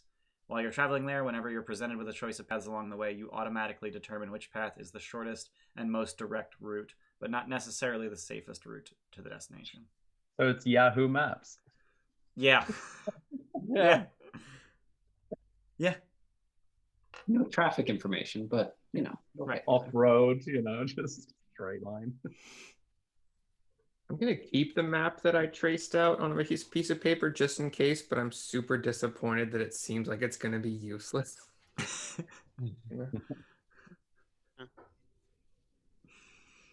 Okay. Does it reappear after that, or is it gone? It's gone. Yeah.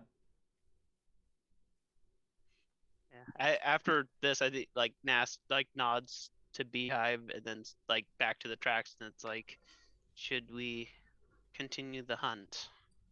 Before Beehive can respond, it seems that Beehive is buzzing, and then you realize that it's actually just a whole metric assload of wasps who have poured out of the back of the statue and are now really angry. Roll initiative.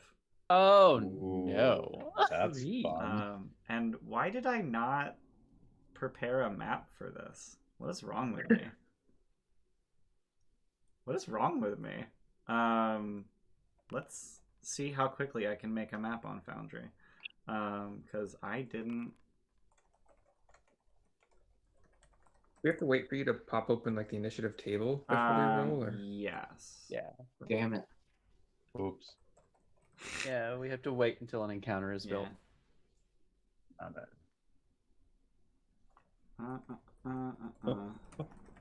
Yeah. Why did I not prepare a map? Okay, this is gonna be good enough.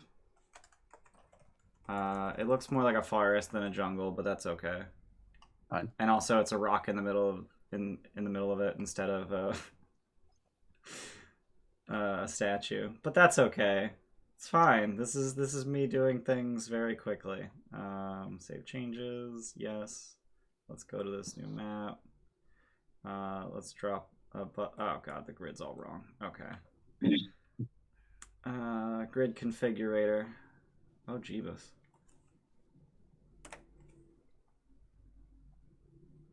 Yes. Oh, there. Okay. My grid is slightly too big, so let's try that. Nope. 95. 96. It's 96. No, it's 95. Great. Okay. Don't mind me. I'm just struggling. You're doing great, sweetie. Oh, I just saw Steph put it in chat. Grid I offset. I literally thought you were reading Okay. chat. Oh no, Which it was wasn't. at the same time. Alright, let's turn up this opacity and make it red. I kind of wish I had taken Burning Hands at this point, but damn. I mean, wasp. I got a spear. We're fine. Yeah. Just one wasp at a time. Yeah, you're Yeah, Yeah. just You're one. gonna do great. So Beehive's standing right in front of the statue. Where's everyone else? Do we see the statue yet? You do not. Because I haven't. Yeah, let me just move you over to the map. So you guys can see it. I've only added 2 tokens thus far. But let me add the rest of them. So we've got a Nask. We've got a I Flint. used this map in I Spire Peak. Did you? I probably would Alright. have been there. I have added you guys. Yeah, I did like 0 prep for this encounter for some reason. Like Foundry prep, I mean. Fine. I You just built don't. the encounter and you're like done. Yeah. Okay. Yeah, I'm guessing Nask would be like on the other side, like just examining the footprints. Yeah, so where's the front of the statue? Where Beehive is standing. Yeah, it's standing. Okay. Yeah, I would actually say the rock in the Asteria's. middle is supposed to be a statue, but I didn't want to spend 15 minutes trying to find a map, and this one was close enough. Did we so we came from the north and we're traveling south. Yeah. Yeah, I would actually say that Asteria is probably right where he is, just kind of keeping his distance from the statue.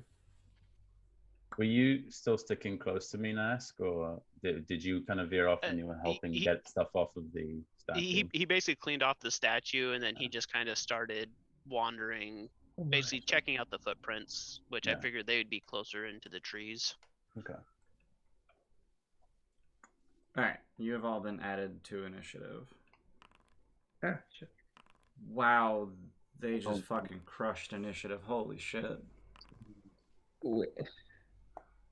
We roll again. Whoa, for so did initiative, right? Flint. Wait. I have a +3. Why did that not? Did you roll it in Foundry? I just clicked the D20 Oh, that would pop yeah. up. So your Foundry token doesn't have your character sheet in it. Right. It's just a blank character sheet with your name and a token. You want to just add 3 to that, or you Yeah, want me I to can roll it and? I'll just add 3. Hmm. Okay. Good start. which made no difference, so that's fine. So it looks like all the wasps are up first. Oh, I hear that. So, let's cancel. All right, I'm just gonna do them like. Oh, come on. There we go. All right, just gonna move them all at once, and they're all gonna swarm Rodrigus, Beehive, and Nask as they fly out of the statue. And let's make some sting attacks. Oh dear, Rodrigus, that's a critical hit. Ooh. Oh, Beehive, that's a 15. Nope. 15 misses. Okay, and Nask, that's a 7. Yeah, that misses. Okay, so Rodrigus, that's gonna be 16 piercing damage. Well, I'm out. I'm out. excuse me? Yep. What a I have start! I have 12 hit points. Because you rolled a nat 20, right? Like Yeah, you- I crit. Yeah, you crit. So yeah, that's 16 points of damage. That's me out. Okay, Beehive, it's your turn. There's bees. Well, I guess they're wasps, not bees, but So same difference. Statistically, I'm going to make 2 short sword attacks. Okay. My offhand. Let's see how that does. Okay. So I don't know how to do the offhand without adding the mod, so we're just going to have to. It should, if you actually equip 2 short swords, in theory, it should add them to your sheet, like the ability to do offhand. But maybe not. I don't know. Both of those hit though. So that's going to be 7 and 5. Yeah. So they'll take 3 and 2. So it takes 5 damage. Yep. And then that's what happens mechanically. I Yeah. was not expecting to encounter a swarm of insects. Uh-huh. So in character, what I'd like to happen is that just compartments open on Beehive Mm-hmm. and the swarm thins out slightly in her square. You just suck in wasps. Yeah, it just absorbs part of the swarm. I love it. Okay. Anything else? What do these wasps look like? They're 4-inch long, like super hornets. Fuck. Yeah. Cool. Okay. And then And I mean, that's- each swarm is only like 25-ish hornets. Yeah. I would tell you the exact number, but that happens to be how many hit points they have. So, so you suck 5 of them in. Yep, that's it. And I'm a level 1 ranger, so Not I much don't- you can do. not Yeah. much I can do. All right, That's it. Rodrigus. Okay. That's a fine. Yeah, death save.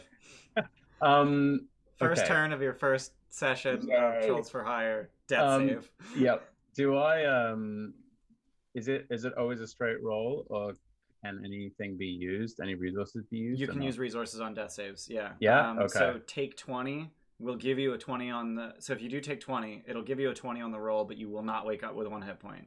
You need to use an auto crit for that. Because that's just a dirty 20. That's just a dirty 20. Yeah. Yeah. Okay. But I can use advantages You too could use on- cheer. Yeah. Okay. Yeah. So All so right, this cool. is a saving throw. Yeah. So it is eligible for. Okay. Using. Cool. I'm gonna use a inspiration for the first one. Okay. Come on, crit. Do I just There's no actual way to roll with Do it? advantage in death Okay. saves, so you just hit it twice. I don't know why D&D Beyond 20 doesn't allow that for death saves. I guess there would be very few places where that would happen. Literally the inspiration mechanic. okay, so 17. Yep, so that's a success. Yes. So, Asteria, it's your turn. Yeah, I'm gonna land here. Okay. I'm gonna touch Rodriguez and cast Cure Wounds. Okay. Oh my god. There goes your ability to Well- roll well. Fucking hell. You get 4 HP Hey, that helps. It's more than And- 0. God. And then would I gather from where they're positioned? If I back up, will I provoke? You would not, because they have 0-foot reach. Okay, cool. Sorry, they have 0-foot reach. I think I said you have 0-foot reach. I'm gonna go back, and I'm back to like 10 feet above the ground, but Okay. I'm done. Oh, and I can add that. Does damage that is over my HP limit affect how much I'm healed? No. No. I go It's from just 0 from up, right? Yep. Okay. 0 up. So you're at 4 hit points now. Okay. All right. Nask, you're up. You've got your own Okay. personal swarm. Yeah, I'm trying to decide how bad it would be to run over to the group. But either way, he's going to attack the swarm that's right here on him. Okay. So 21's gonna hit. nice. And then Cool. well, one-handed. So Yep. 8 One-handed's the 9. is. Oh wow. Yeah, you rolled 9. higher on the one hand than two-handed. It's 4. Yeah. So they take 4 damage. You managed to spear 4 entire hornets, just stabbing wildly at the swarm. Anything else? Yeah. I'm just gonna run 30 feet this way and hopefully don't die. All right. They're gonna try and sting you as you're moving. Does a critical miss hit? No, not this time. Okay, so he runs over here, 30 feet. Okay. All right. Done. Yep. Flint. I will be Eldritch blasting the one that hurt the crap out of Rodrigus. Okay. And did That that was a show up? rich- That was a red shirt moment right there. So yeah, 16 to hit Yeah, that hits. or 10. Alrighty. Wait, yeah, 10. And they do not have resistance to force damage the way they have resistance to piercing and slashing damage. So you just knock 10 of them out of the sky. And the swarm is noticeably but not significantly thinned. Oh God. And I'll Okay. probably back up a bit, just Okay. like here. Yep. All right. And now it's the wasps' turns. And this swarm, they do have 30 feet of movement, right? Yeah, they do have 30 feet of movement. Okay. So Nask's swarm is going to follow him. And then we're just going to make attacks against the same 3 people. So Rodrigus, Beehive, Nask. As I'm over here struggling to remember names. So Rodrigus, 17 to hit. Yeah, it just hits. All right. Oh God. That's 11 piercing damage. Back I go. At least I have back to the original death save. Yeah. Beehive, that's a 14 to hit. And Nask, that's a 13. Misses. All right. So they're having a hard time getting through your insect-proof jelly. And they're just kind of confused by Beehive's bees, who are much smaller and less angry than they are. So Beehive, you're up. Also, I'm just gonna delete 2 of them from initiative since they're literally like going at the same time, just so I don't have to hit the button 3 times.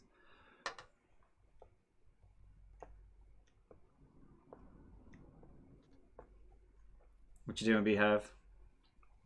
I'm doing 2 more attacks. All right. That's gonna miss. That's also gonna miss. Oh my Oh. gosh. And I spent a cheer on that one. Oof. I'm not doing well. Okay. So you notice that now there's a pause and the vacuuming stops briefly. Vacuuming. You weren't expecting the bugs to be quite so big, and one of them jammed the port. And then, yep. I don't think I have any bonus actions or anything. Your offhand attack is a bonus action. Oh yeah, I did that. Okay, so I'm done. All right. Rodrigus, death save. Use some inspiration. So Okay. let's do this.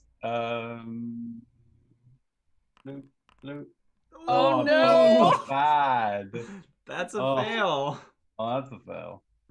All right. Nope. Asteria.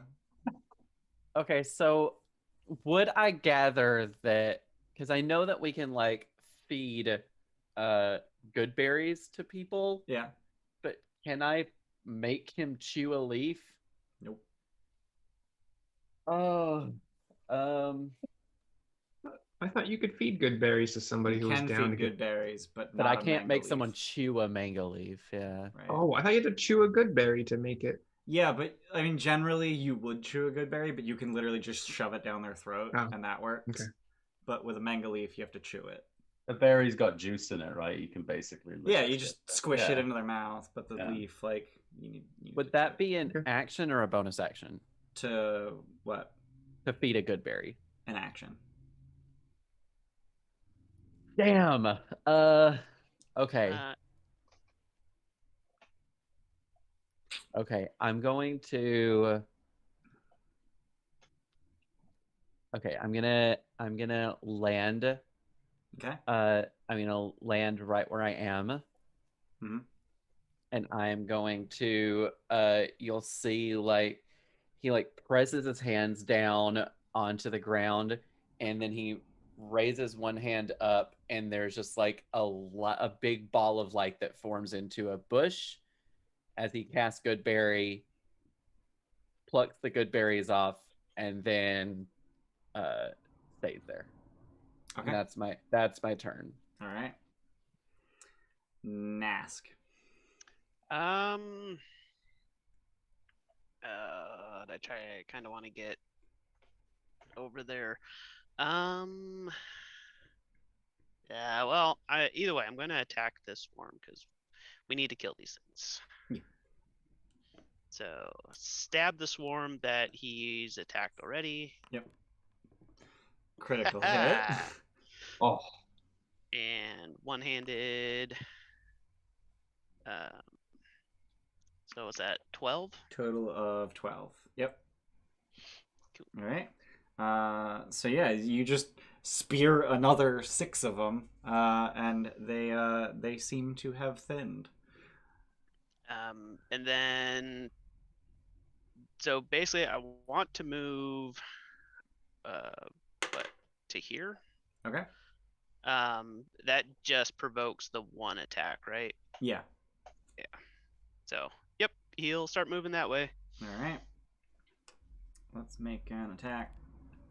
19 to hit. Yeah, that does hit. For 10 piercing damage. Okay. Yeah. So Jesus. he runs over They there. don't tickle. Takes 10. Yep. And then I'm going to bonus action second wind. Okay. Can I roll that in here, or does that? Should be able to. Oh, I think it's weird and dumb. Yeah, it just does that. Oh. Well, it's a little broken. Okay. Well, it's the same, just Yeah. 1d10. 1d10 plus 1. Plus 1. Oh, it's /R. Yeah. Okay. I know how to computer. 4 hit points. 4. Okay, so I'm at 6. Oof. Okay. Oh my god. Man. Anything else? No, that's everything. All right. Flint. Remind me what Rodriguez, like what kind of gear he's wearing, what kind of weapon he has. I'm wearing, I believe it's chainmail.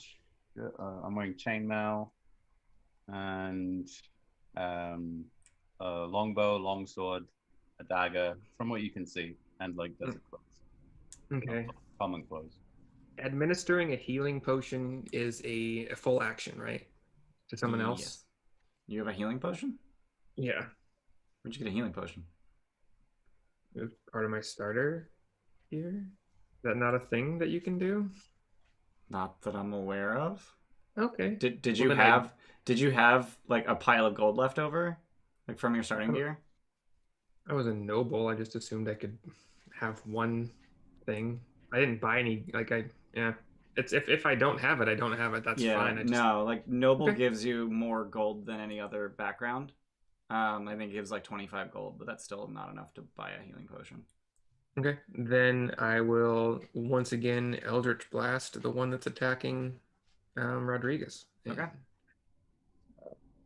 figure that out where that is again.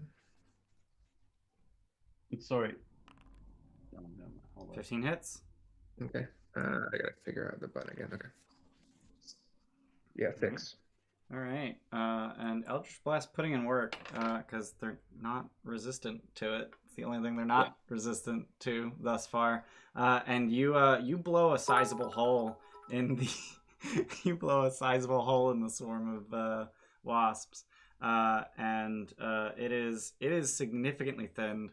And we got 1,500 bits from Ramber. My love isn't allowed to die in their first game of TFH. Thanks, Ramber. So that's an auto crit for Christian. Yay! Thank you so much. All right. Anything else, Flint? Oh no, sorry. All right. So the remaining wasps in the swarm that was attacking Rodriguez is actually going to fly away, which I think is going to provoke an opportunity attack from Nask. Yeah, he will stab them. All right. Stabby stab. 16 16 hits.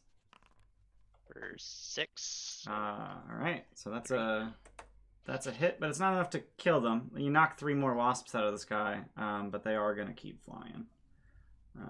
Let's see how far they go. Another 45. There. They just fly away. The other swarms, though, they're gonna keep stabbing. So this one's gonna follow after Nask because it seemed to have been working. So one attack against Beehive, one attack against Nask. Beehive's gonna be a 14, and Nask is gonna be a 21 Ugh, yeah, that for hits. 7 piercing damage. Oh God. Okay, I'm down. Rock attack. Oh my god, you're down. Yep. Yeah. He said he had 6 left. Yep. Beehive, it's your turn. Why can't Beehive get hit? I'm gonna make 2 more swings. Okay. At your swarm or Nask's? Mine is the damaged one, right? They're both damaged. Which one looks thinner? Nask's. Okay, then Nask's. Okay.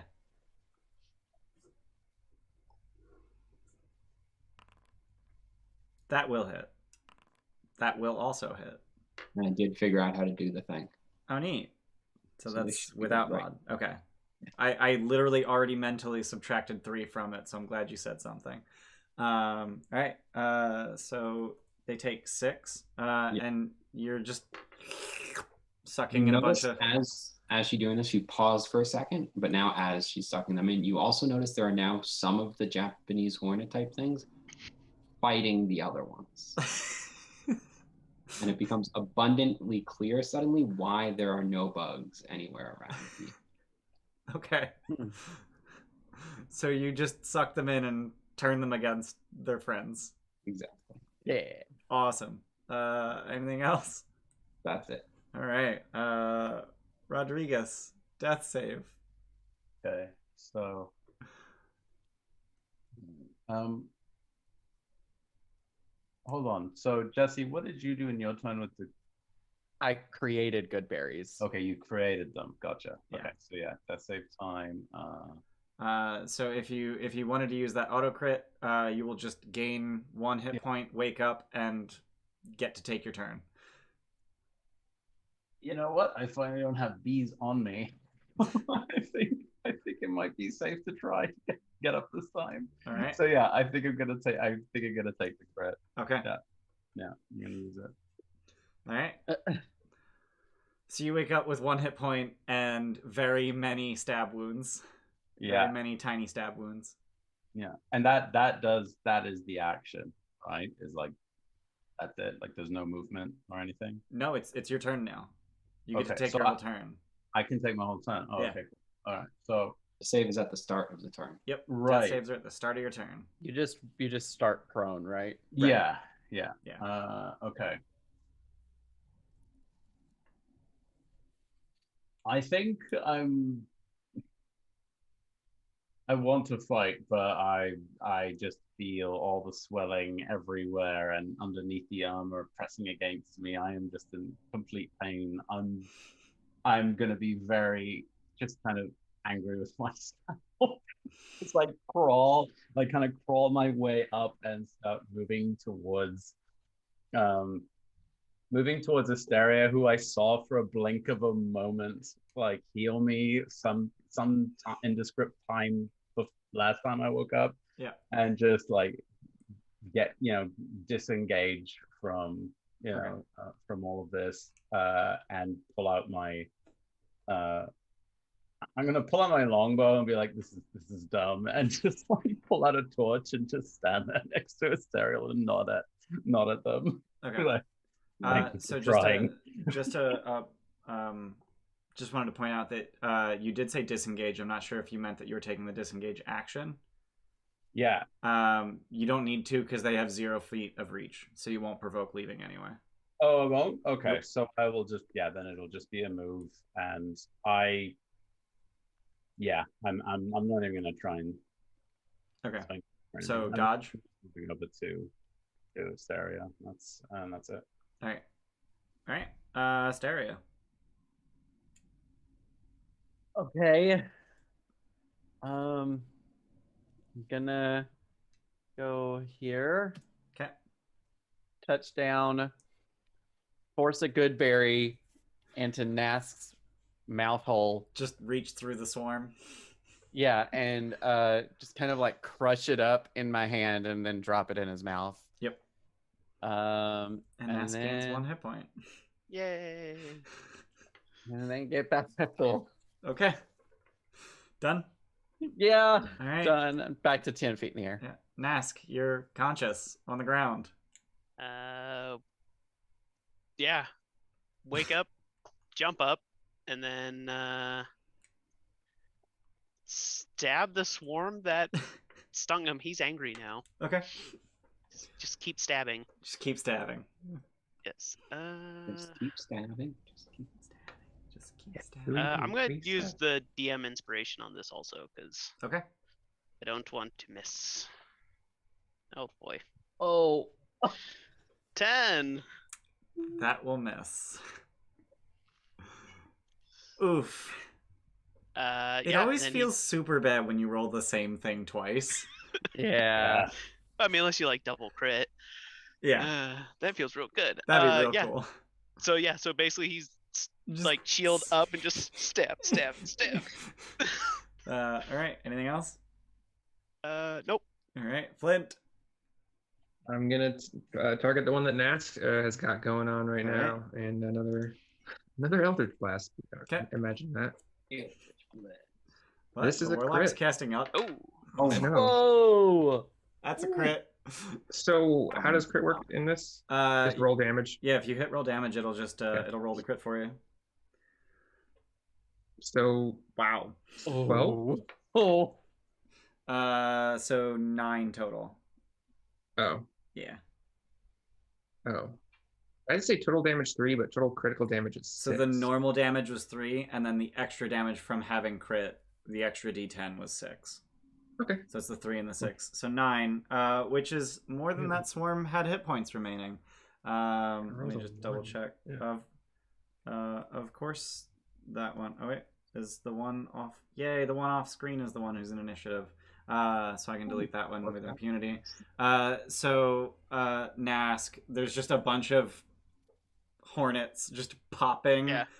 and just kind of falling to the ground in cinders near you. Yeah, it has his shield above his head, just holding him off.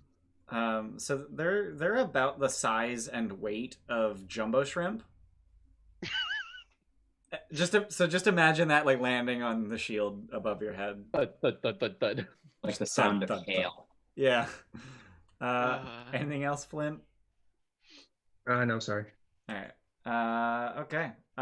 So around this time, you start hearing a bunch of movement in the trees around you, and you hear a bunch of shrieking that you can pretty easily determine is monkeys. Oh no. But it's the wasp's turn, and they're going to try for the 4th time to sting I don't know why I keep wanting to call you Beekeeper. Beehive. And that's an 11 to hit. You're trying to hit the fire elemental with fire. This isn't going to work. Yeah, I mean, you're right, but Beehive, it's your turn. Cool. Let's do this thing, and then this thing. Let's see how that. Oh works. shit! But I fixed that. No, I fixed that. Like, oh god. What happened? He's so on the non-combat scene, it has Chris as Beehive, but on this scene, it has Chris as Beekeeper for some fucking reason. Oh I no! goofed. That's been wrong for like an hour now. Oh no! I fix right now. I don't see Beehive anywhere. Oh no, you mean on Twitch? On Twitch, yeah. Yeah. I fix right now. If I can drag, there we go. Hide that layer, show that layer. It's a good thing I'm good at GIMP. I can do this quickly. Beehive, select by color. That guy, grow. 2, bucket, export as, combat one-shot names. Export. Now I need to go on here and replace the file on the actual Twitch computer. I can't believe I fucked that up. Like, I screwed it up on the non-combat, and then I realized that I screwed up, and apparently I screwed it up in both places. Oops. Yeah, it's kind of sad. It's fixed. I got in close to everybody and have yet been able to use my reaction yet. What is your reaction? Interception. Oh. I reduce damage Ooh. when other people get hit. Oh. I took that on another character. It's good fun. Yeah. So, Beehive, you hit the second attack, but not the first. 6 damage. Yep. It takes 3. It's a little bit thinned as you suck in more bees. Hornets, same thing. Bee Civil War is yeah. I feel like at some point you're going to be full of bees. Well, they're coming back out. Oh, okay. Right. Okay, that makes sense. All right. Yeah. Anything else? That's it. Rodrigus. You get like a whole turn now. Rodrigus. I get a whole turn now? Yeah. Okay. So, all right. We each got 2 of those leaves. I see these. You said we heard a bunch of screams and whatnot. Screaming monkeys from the trees around you. Yeah. From the trees around us. Okay.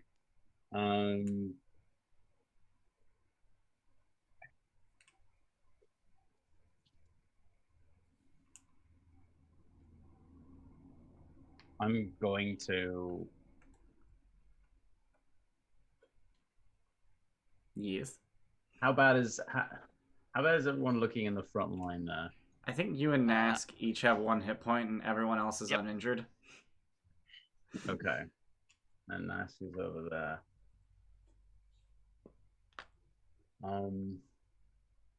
Yeah, and that's the touch thing. And I don't want to get a touch right now. I think I'm going to Nask has 1 hit point.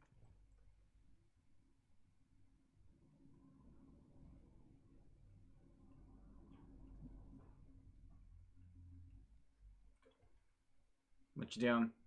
I'm going to lay on. I'm gonna go up. I'm gonna go up to. I'm gonna kind of suck it in, and gonna make my way up behind them and lay on hands Okay. on Nask. How much? And it's gonna be I'm gonna give him the full 5 HP that I can give. Okay. Yeah. All right. So Nask gains 5 hit points. Yeah. Alrighty. And then so that was 5. These are each square is actually 5 feet, right? It's Yeah. Yeah. There's like a little. Yeah. Yeah. There's a smaller grid inside of our grid, but I didn't want the map to be that big, so I didn't scale it that way. Sure. Okay. I'm gonna do that, and it's basically gonna be a hit and run. So doing that and then like moving back. Okay. But I am gonna keep like my eye on the trees. Like, we just hear those sounds, right? We don't see anything in the trees. The trees are definitely moving, but there's not like there's no obvious signs of anything at the forefront. Okay, and eating any of the leaves would be a full action, correct? That's actually a good question.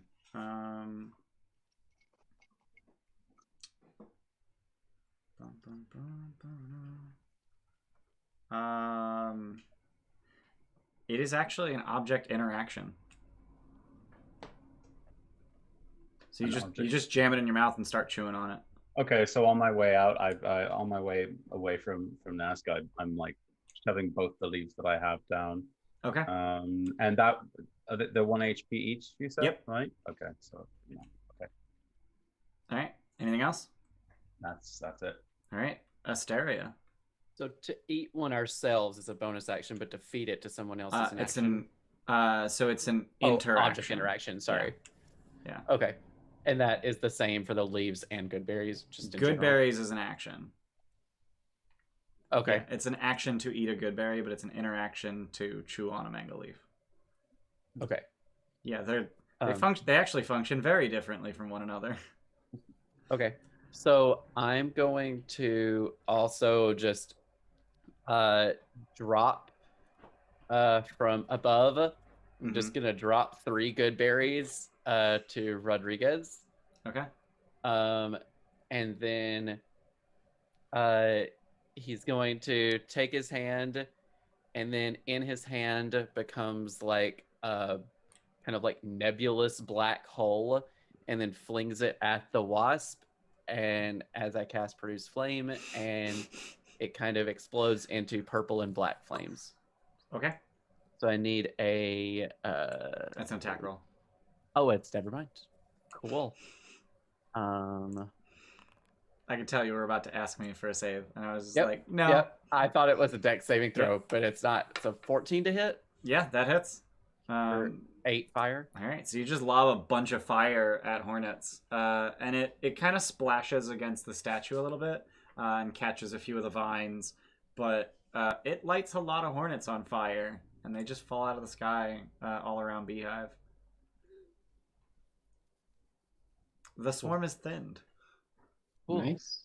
Anything else? No, that's it. All right, Nask. He'll try to spear these guys. Stab. 20 to hit. Yep. 4 damage. All right. You get 2 of them. Anything else? No, he'll stay right here. All right. Flint. There's 1 swarm left. Well, there's the other one that flew away, but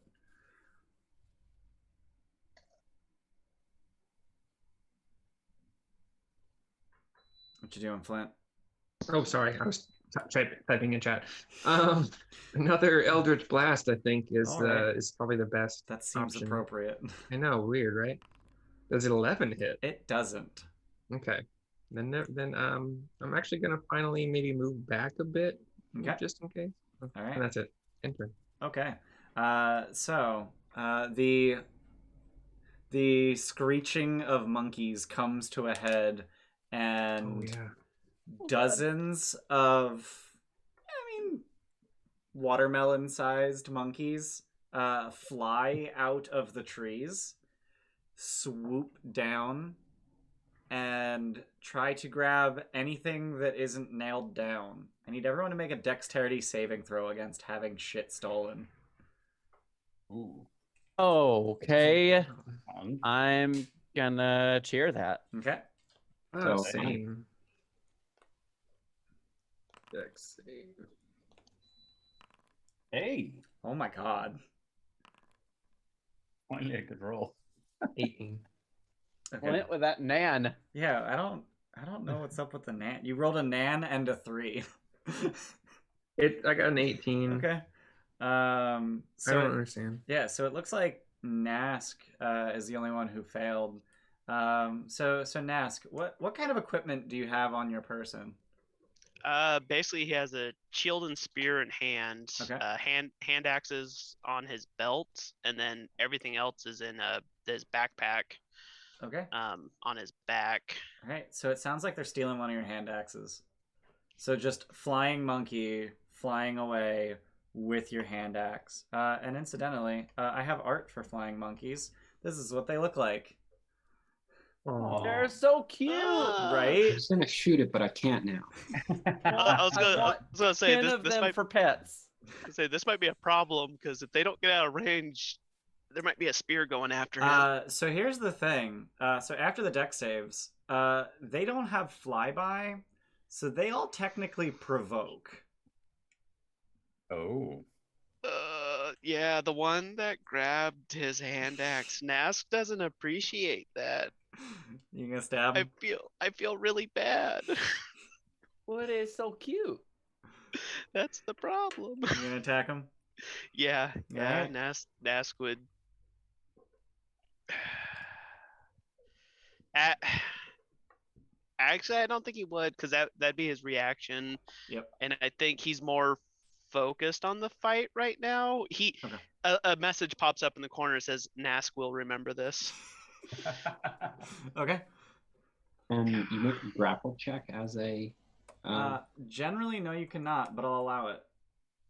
I'm gonna do that. So you're just gonna Does- reach out and try and grab the monkey by the Just tail. grab it by the tail. Yep. All right. So that is athletics. Yes, that's your athletics versus its athletics or acrobatics. Its choice.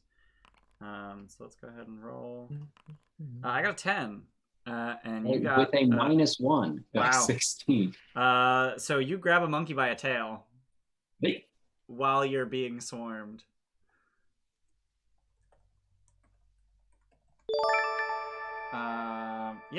It's desperately trying to flap away from you. Meanwhile, there's a swarm of wasps trying to stab you. Okay. Hornets. Wasps. Would I know bees. anything about these monkeys? Would I know that they're harmful? Would I know that they're menacing? Like, they steal shit. They'll occasionally drop nuts on your head. but they're pretty harmless. pretty harmless, other than yeah. stealing stuff. Yeah. You would know that they are CR0 creatures. Okay. Okay. Can my reaction be to yell something out at the group along those lines, just saying like they're harmless? Just let them steal your stuff. No, like just don't. Not. I would just say like maybe Don't just slaughter. take a defensive stance. You know, Okay. like All right. that sort of thing. All right. Flint and Rodrigus, did you want to take a swipe at them as they fly past? Yes, but I'm gonna do it like if I did it with the flat of my blade, could it be like low Non-lethal? bludgeoning damage? Yeah, Yeah. non-lethal. Yeah. Yeah. I just want to swat it out of the way enough for it to not come back. Yep. Okay. Okay. Just a regular roll. All right. 11. I think that actually hits the monkey. Okay. It does hit the monkey. They've got pretty shit AC. So how much damage was that? I mean, Enough to knock it out. definitely So you enough just to knock it out. smack it across the head with the flat of your blade as it's trying to steal your dagger. Yeah. And it just tumbles to the floor. And by floor I mean ground. And here let's drop a flying monkey token. Scale it down because they are tiny. Oh god, they're not even tiny, they're small. They're like Flint sized. Yeah. Oh, Oh wow, It might have carried Flint off if it wanted to. they're small. I So just small. assumed that they So were small. tiny. Like the Oh. art suggests that they're really small. Hmm. But yeah, while all this is happening, there's insects trying to stab Beehive, and I'm gonna throw a cheer spell at it because I'm tired of missing. And that's gonna be a 19. Yeah, that'll hit. Thank you. For 7 piercing damage. Also, Nask will use his interception finally. Hey, Oh my there god, you I'm go. gonna reduce this to 0. Yeah, so it's one. It's like 1d10 plus Plus something, proficiency. right? Plus proficiency, Yeah. okay. So does this actually? So 7. I'm fine. I finally so Actually 9. yeah, that 'cause it- that didn't even add your proficiency. So so they finally find a way through Beehive's personal swarm, and you're just like, nope, shield. yeah. And a little pop-up bubble shows up on the screen saying, "Nask says, get fucked, idiot." Beehive, it's your turn. Beehive approves. Yeah, working on those relationship statuses. Okay, I may have underestimated interception because that's good. That's Eh, really good. It's my reaction every single turn. Yeah, I mean, Does it scale? just D10 plus proficiency, so not really. So it's especially good early on. Yeah, Yeah. It's like the inspiring leader feat. It's really good yeah. in the first few levels. I think inspiring leader actually gets better as you level up because it is charisma plus level. Oh shit, Yeah. you're right. It is. Yeah. Um, So truthfully, I was going to use this for the low levels and then swap fighting styles later on once it becomes less useful. That works. You can that's do smart. that? Okay, let me do that. Yeah, Tasha's allows you to swap a fighting style anytime you get an ASI. Oh, cool. Okay, so 2 attacks. Yep, that'll hit. That looks like that was your offhand. Oh, that was my offhand. Okay. Because that didn't add the mod. That's an unarmed strike for 0 bludgeoning damage. Clicked the wrong. And that one's gonna miss the main hand attack. So you suck up 1 hornet. Oh gosh. And there's 3 left. There's just 3 hornets. But they really want to kill Beehive. Why do I want to call you Beekeeper? Why do I want to call you why? Where did that come from? It is the usual thing. Like you would be a beekeeper, Yeah. but she is actually. But she the is beekeeper. actually a beehive. Yeah. I don't know where that came from though. Anything else, Beehive? That's it. All right, Rodrigus. There is an unconscious, shallowly breathing monkey at your feet. There are also 3 good berries on the floor right next to you. Yeah. On the ground. Shallowly breathing monkey. Great. I'm. All the other monkeys have gone now. Are they still kind of like. Yeah, moving they around? swooped past. They tried to steal shit, and then they fled. Okay. Yeah, they're smart enough not to try again because this time you would be ready for it. Except Right. Beehive is holding on to one, right? Beehive is holding one by its tail. Yeah. And then the bees that are left. You said there's only 3 bees left. There's 3 of them. Yeah, 3 bees in the swarm. I have a torch in my hand. Okay. I'm gonna let me. I use this. Yeah. Okay, I'm gonna go right up here and just kind of wave the torch at them. Okay. Just try to burn the rest of them out. Like screw these guys. All right. You Go know. ahead and make an attack roll. Okay, so it would it just be like a standard, like because it's with a torch, it's not really with a weapon of mine. I think it would most closely resemble a club. Okay. So you can just if I'm just gonna be honest, if you hit, they're dead. So just make a longsword attack. Okay, and then if the roll hits, yeah. Okay. And if That's- it hits, then they're that's gone. fair. Because they have 3 hit points. That's how Yeah. many. There's 1 hit Yeah. point per bee. Yeah, 23 is gonna hit. Oh, Jeez. So it's really a Yeah. So you're like waving it at them to try and shoo them away, and you Yeah. actually end up like cracking them with the torch. Yeah, they're dead. that's Right. the end of that. Beehive, are you gonna hold on to that monkey? No, I'm just gonna take the axe from it and let it go. Oh, okay. All right. So I can hit that button. All right. So you just reel it in by the tail, pull the axe out of its hand, let it go. Yeah, I'll give it not a good berry, but a couple of berries from like my pocket, Okay. just like in trade. Here's some berries. Okay. Thank So it's it is kicking at you, trying to get away, and it just kicks the berries out of your hand, Okay. Well, that's on you. and then you let it go and it flies away. Try to be nice. And there is still an unconscious monkey on the ground.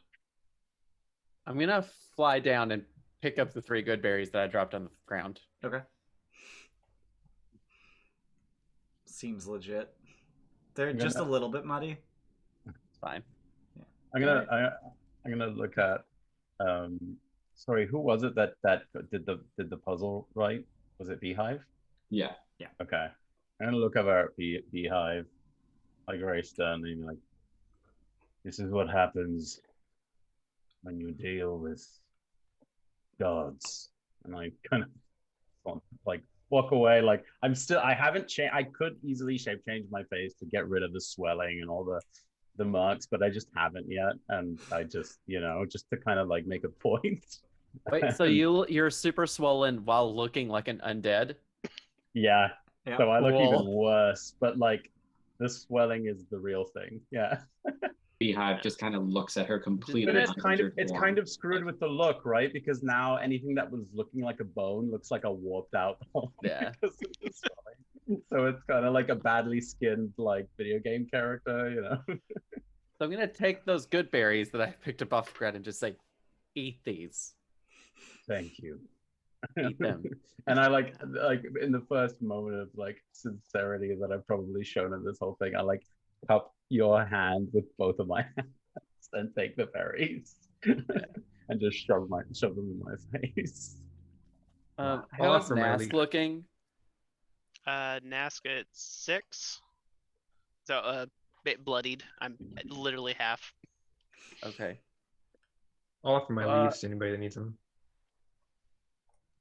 Yeah. Do we want a I'll- short rest? Here? I'll offer my 2 leaves to Nask. Oh yeah, unless we're resting. Oh, I guess we could do that. Yeah. I mean, listen, at this point, Asteria would be down for a long rest. Asteria, you gave me 3 good berries or 2? 3. 3? Okay. Chin up, you're the guide. I'm totally Um, good. So whatever you guys want to do rest wise. Yeah, I mean, Nask is good for a short rest, but he. Yeah, I mean, half hit points. Level 1's kind of scary. Yeah. Thanks for the follow, Vincent. Yeah. Ooh, that's a good But- one. Yeah, but yeah, and then Nask would also approach Beehive and kind of like hold a hand out, like not like demanding, but like, oh, thanks for snatching the one with the hand axe. Oh yeah, she did return. You notice that after the fight, like she was teeming with insects, and now they've completely disappeared. So she just offers you back the hand axe.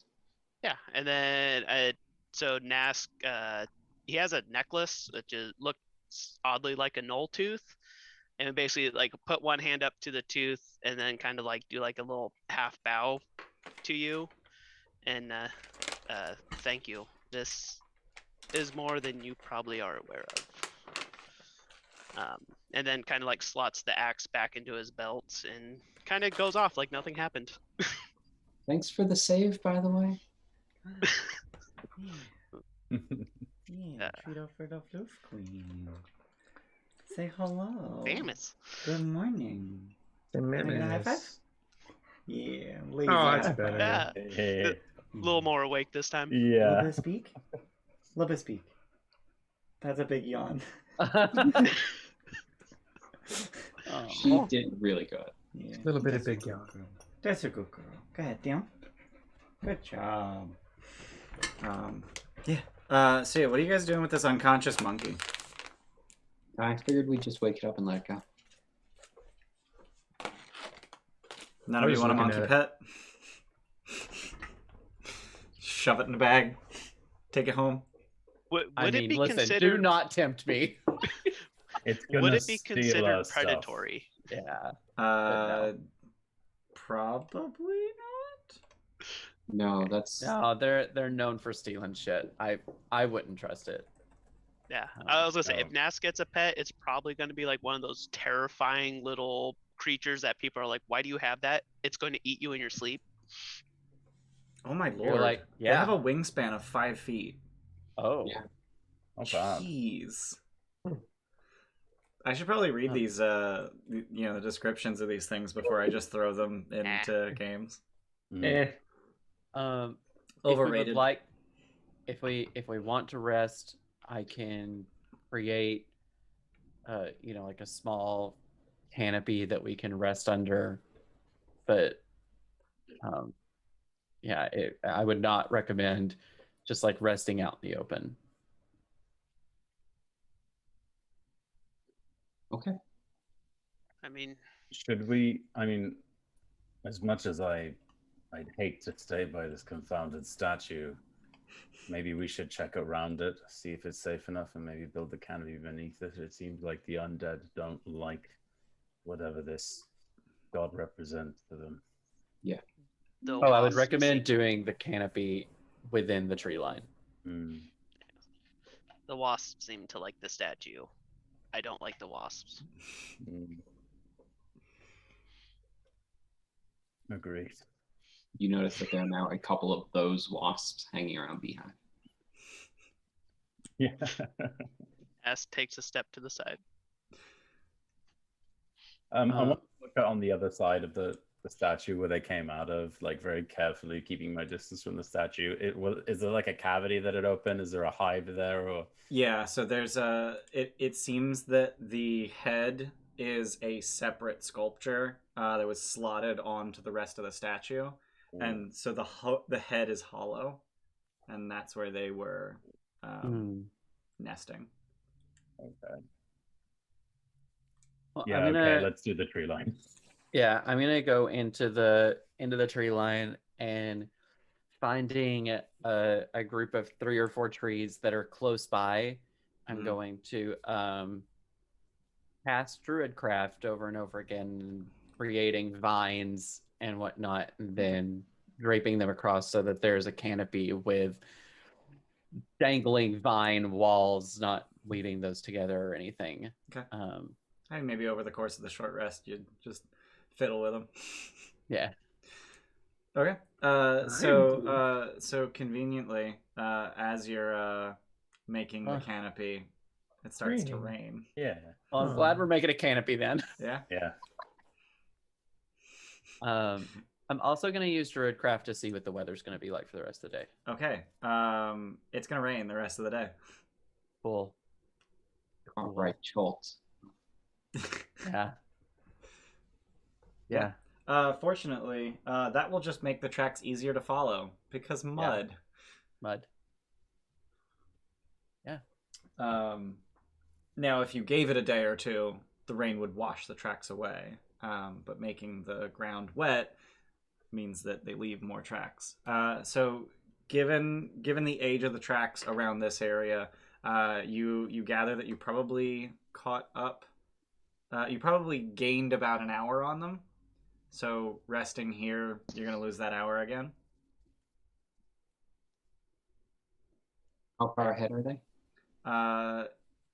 If you had to guess, about 6 miles ahead of you. But they're slow, so we can catch up again. Yep. No, I mean, yeah, like hours. Oh, so it would take you about 3 hours to get to. If you were to rest here, it would take you 3 hours to catch up. If you just forge forth now, it'd take you an hour to catch up. Yeah, but that would be a much harder encounter. Mm-hmm. I mean, we rest. I get hit points and my second win back. Yeah. Yeah. Yeah, let's do that then. Okay. Yeah, Rodrigus would also get hit points back as well. Yep. Do you get your lay on hands back as well, or it's No, just that's is that long long rest. No, rest? that's a long Okay. rest thing. Yeah. Yeah. It's just whatever we're level 1, so 1 of D, like one of our dice, right? For short rest, yeah. Okay. Short rest. All right.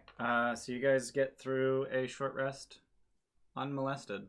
You do hear the monkeys at some point, but they seem smart enough to keep their distance, especially since you knocked one of them out.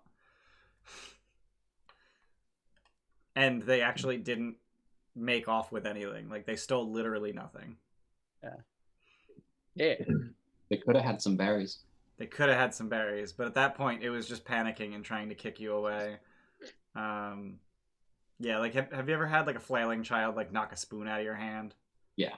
Just like that. Oh, it we looks had like there's something some- from Shadows. Oh, did we? Oh yeah, we Yeah. got Cheerspell from Shadows. Chocolate Easter egg of Cheerspiration is punted through the canopy. Let's see. Let's roll a d6. See who gets it. /R1d6. 3. Who's the 3? 3 is Beehive. Oh, Beehive. nice. Not Oh, Beekeeper. Beehive. Beehive. Also, during the short rest, Nask would approach Rodriguez and thank him for aiding him in the combat. You're welcome. Looked like you needed it. Yes. Sorry I couldn't get closer faster. I was hoping to be able to stop some of the unfortunate stingings. It's definitely an unexpected enemy that puts us all without minds to think about it, so I don't blame you. Next time. Indeed. Yeah. And then again, Nask says this, and then just kind of like walks off. Like, okay, cool. I've said my bit. Done. I'd like to go up to Beehive since we've had some time and look at him and go, what I said earlier is not because of you, but because of not because of how I feel about you. I barely know you. It is how I feel about them. And I just look over back out into the clearing at the statue. And I just say, understand that. Do you not like bugs? I can chill with the bugs. No, not the bugs. The gods. Oh, you don't like gods? It's It's gotta be hard. complicated. It's complicated for sure. Did you have a bad experience? You could say that, yes. I tried to channel my powers in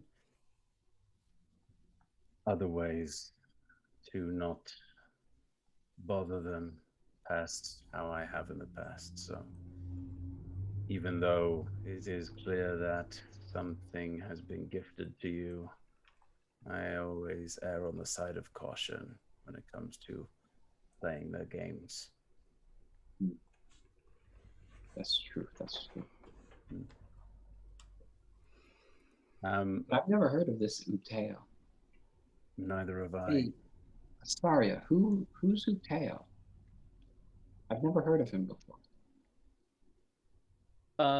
Insert lore drop from Ian about Upteo. Yeah. So when the primordials and the gods were fighting for primacy over the world, before the gods won, they made a deal with Upteo, a primordial, that allowed him to have Chult. So he's essentially the only god who isn't a god. Like a demigod of Chult. He's a primordial, which I don't I don't personally know how that differs from a god, but I don't think your characters would either. It's just it's kind of like, if you're familiar with Greek mythology, it's like the Titans versus the gods, that kind of thing. Yeah, he has Chult all to himself as thanks for imprisoning Dendar, the Night Serpent. So he's the big guy over here. Cool. He's the That big explains- guy. Yeah. That explains why I've never heard of him. Yeah, that sounds dangerous. But he likes mazes, and I like solving mazes, so I think I like him. Hopefully he'll help us through his own maze of this jungle. Oh, that would be neat. Mm. Maybe that's why there's so much jungle here. Wait, that's what I'm here for. I'm here to help through the maze. Yeah, but yeah.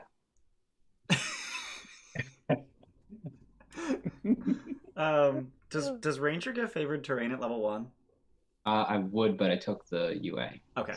And my favorite terrain would have been like jungle or swamp. So. Okay. So over the course of the short rest, I need Rodrigus and Nask to make Constitution saving throws. Okay. Is it against a disease? It is against a disease. So does my Ooh. scavenger work for external diseases? You can Um, safely consume raw, rotting food. You have advantage on saving throws against disease and ingested poison. Yeah. You have advantage. Nice. Okay. Okay. All right. Well, I'm already at full. You know what? I'm gonna. Because hyenas are used to eating garbage. Yes, but I still roll like junk. That does. You know what? I'm not gonna tell you if that succeeds. It's fine. You'll find out eventually. I'm gonna live dangerously on this one. All right. And I nail it. I think I can safely tell you that a crit succeeds. I think I Yeah. can safely Oh my tell you God. that one. But I'll let Matt worry about whether or not he's diseased. I mean, he is a hyena. He probably is. That's fair. So you guys rest for an hour, during which time the rain does not let up, and you continue following the tracks. Yeah. All right. So given the muddy terrain, essentially everything is difficult terrain, which puts the zombies' speed at 1 mile per hour. If you travel at a fast pace, that'll put your speed at 2 miles an hour. But that also gives you disadvantage on perception checks, including passive perception. So you're more likely to stumble into something. Does that also account for if I'm flying? It does not, but you're going to have to go at the group's speed. Right, but if the group is going fast, would I still have disadvantage on stuff? No. So, yeah. I see what you're getting Yeah. at. So you would not have disadvantage because you're not struggling to move quickly. And if I have Flint on my back, would he also not have disadvantage on stuff? He also would not have disadvantage. Yeah. Okay. It sounds like we blindly charge forward and let the people in the sky take care of it. Sounds great. All right. And just hope for the best. Well, I mean, just we need to catch up with them. Yeah. Yeah. Oh. And you would definitely like come down to give us warning of anything you see Right, of ahead that we course. don't see. So, Okay. in the event that we get a warning like that, I'm willing to do what I did earlier and go into like undead looking mode. But for now, I'm just regular look, running forward with everyone else. But I think if we have something pending ahead of us that Asteria warns us about, I can go back into undead performing mode. Okay. Sure. Incidentally, over the course of the short rest, all of the swelling would go down. Yeah. So Your face goes back to however you put it. I look like a normal. Yeah. Yeah.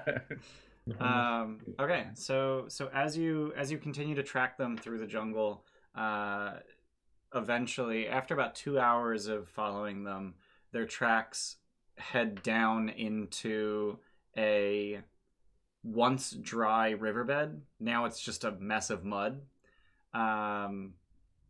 There are places where the river splits and branches off, which makes it difficult to follow the river from above. Because if you're on the left bank and then they branch right, you have to cross the river. So it's honestly just easier to be in the riverbed. Mm-hmm. Okay. Can we? How far away are they? So the tracks at this point are somewhere, once again, 1 to 3 hours old. So they're 1 to 3 miles ahead of you as you're setting off. 2 hours later, based on the pace that zombies usually take, you should have caught up by about 2 miles. So we're about an hour away. Yeah. Nask would want to, before like traveling through the bottom of the riverbed, since it is raining, he doesn't know this area. Mm-hmm. Ask Asteria, like, should we be concerned? The rivers, how fast do they swell? How flooding?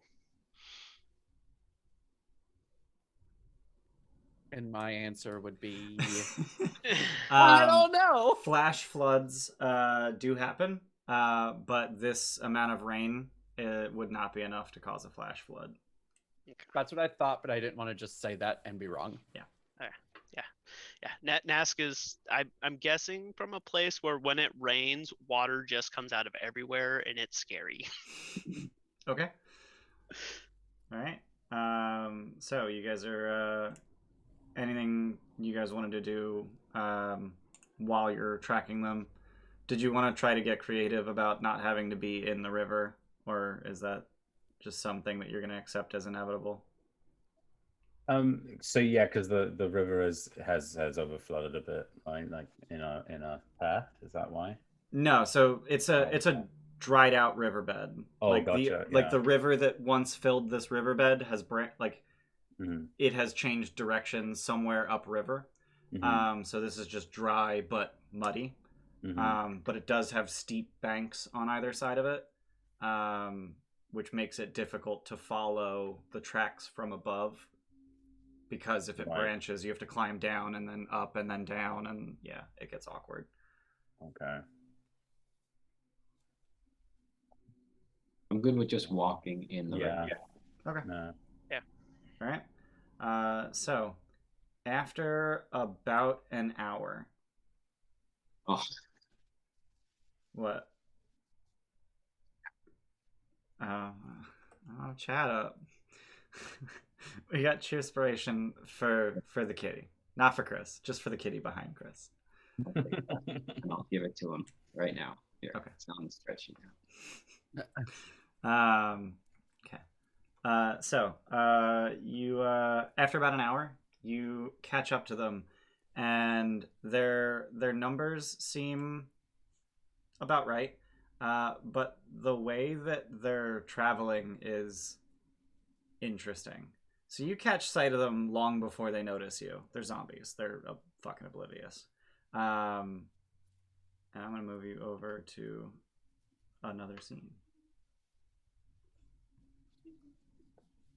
So you see them about, I think I measured it like 70 feet ahead of you. Also, I had Rodrigus 30 feet ahead of everyone because that's what he had said at one point, but that is no longer true, I don't think. Yeah, they're about 70 feet ahead of you. 75 feet ahead of you.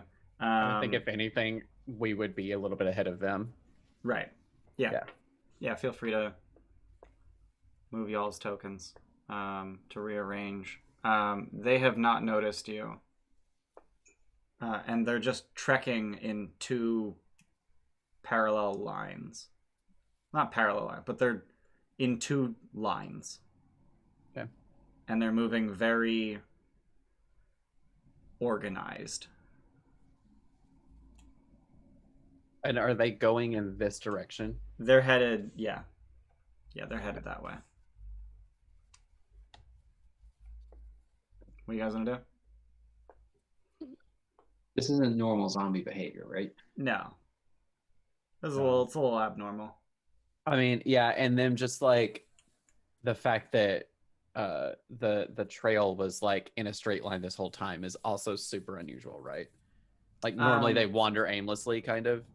Yes, but you would know that you're looking for essentially zombie soldiers of Rosnacy's undead army. So something is controlling them, most likely. Oh yeah, can I see that blue triangles are on their foreheads at this point? Not from here now. Okay.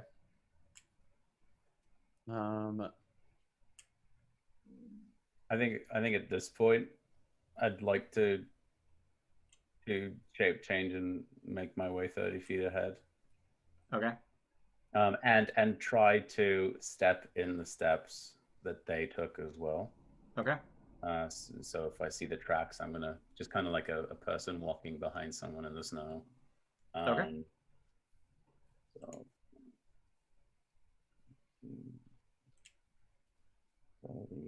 There. Okay. And is there anything now that I'm a bit closer that's any different from what I've already seen, or that is an incredibly vague question. like from 30 feet behind, like with the group, to 30 feet ahead, is there any difference to what I'm noticing? Okay. Is there anything you now notice now that you're Yeah, closer? is there any new details that now that I'm closer? Yeah. Yes, there are details that you notice now that you're closer. You notice that they are in such well-groomed lines that if this is the only thing you're following, they would have only left 2, maybe 4 sets of tracks, not the 6 to 12 that you saw. They're doing what you did. They're stepping in each other's footprints. Okay. I look over my shoulder. I'm still trying to be very. I know the zombies are probably like looking forward, not really, but I'm still being very careful. And I like just very lightly gesture to like the footsteps and kind of like emote my feet, like stepping into the tracks to be like follow, to kind of communicate to follow suit. Okay. To the rest of the group, and slowly continue moving as everyone else begins moving. Okay. And maybe even like half my speed so that I eventually catch up with the rest a little bit, and I'm not like leaving everyone behind. Yeah. And this is another like canopy is like 200 feet up situation. I'd like to fly higher as a way to try to be kind of out of sight, hoping that they're not smart enough to look up. Okay. And I'd like to actually be I'd like to be flying like right above Rodrigus. Okay. Do you want me still on your back or not? That's entirely up to you. Can you be quiet? Yeah, actually, kind of. Okay. So, like, if I can give you some aerial support with my Eldritch Blast, I guess I'll stay on you. Okay. So how far up are you gonna go? Oh God, I don't want to die. But Oh. I think we're gonna go. So, what can you tell me a little more about their behavior? Are they just looking straight forward? Like they're like marching. So do they seem? So they seem like tunnel vision focused. They're a little tunnel vision, yeah. So I'm gonna go.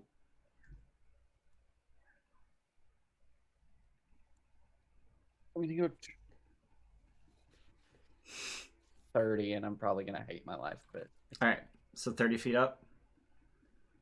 to a total of 30, not an Right. additional 30. Right. So that gets you about level with this tree that's laying across the riverbed, which is actually elevated above the banks of the river. And I'm gonna delete some walls, which should allow you to see some more things while you're up there. So further up ahead. Oh, Huh. And they're gonna Okay. pass under that? Yeah. So that tree is 30 feet up above where they're walking. um, And I'm gonna delete another wall.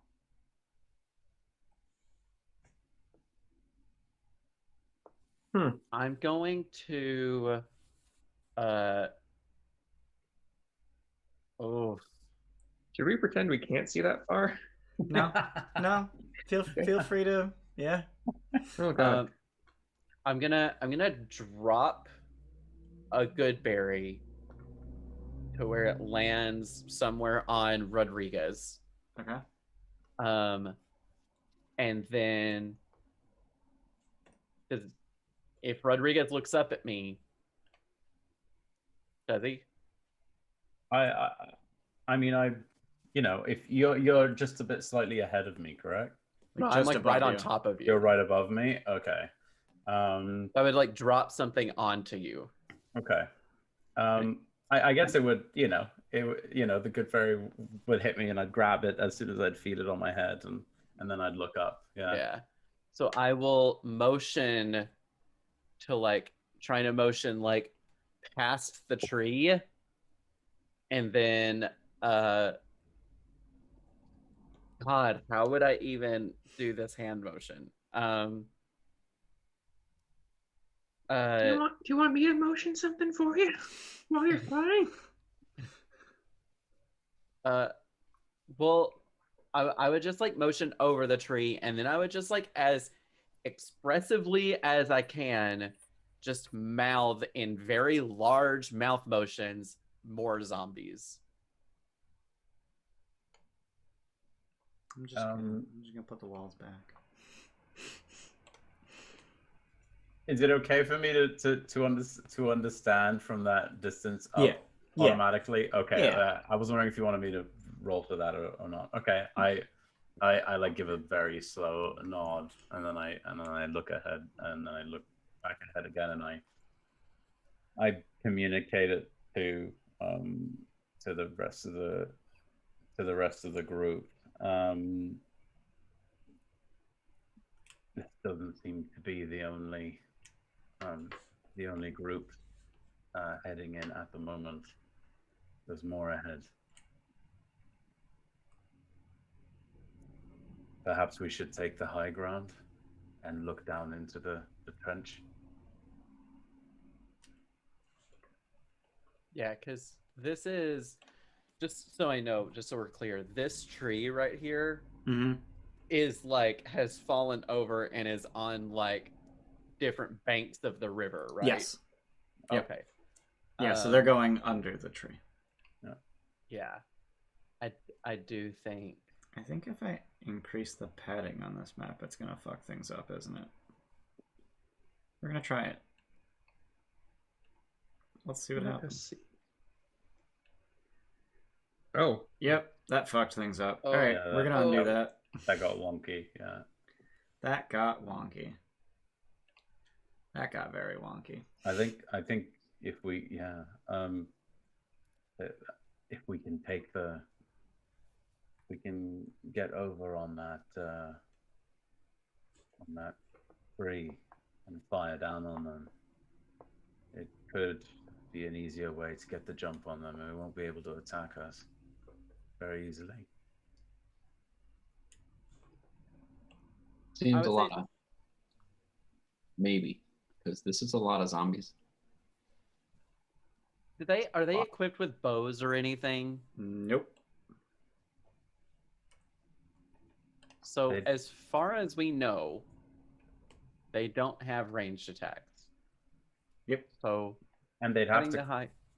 have to climb up that steep river, the steep siding, and muddy siding, if they wanted to get to us, if they're as dumb as they seem. So, and even if they were smart enough to go around and up the ramp, it would take them quite a bit of time.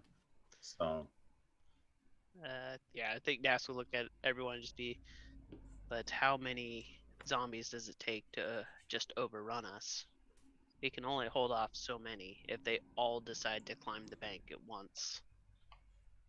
And basically hold up his spear and goes, I have one spear. Do you not have any ranged options? Well, he has his two-hand axe. He mainly means I have one spear. I can push one zombie off the cliff, maybe. I have a 20 arrows. I have arrows as well. I'm ranged as well, and have a sword. But why are they going here? They're organized. The point is for us to whittle down the numbers, not to figure out what unholiness is causing all this, as much as I'd like to know. And if we attack them here, and say a necromancer is standing just out of range watching. I wonder if we can lure some of them out. What if we just picked off the very back one? They are in quite a tight row. I think if one is taken, the others will follow.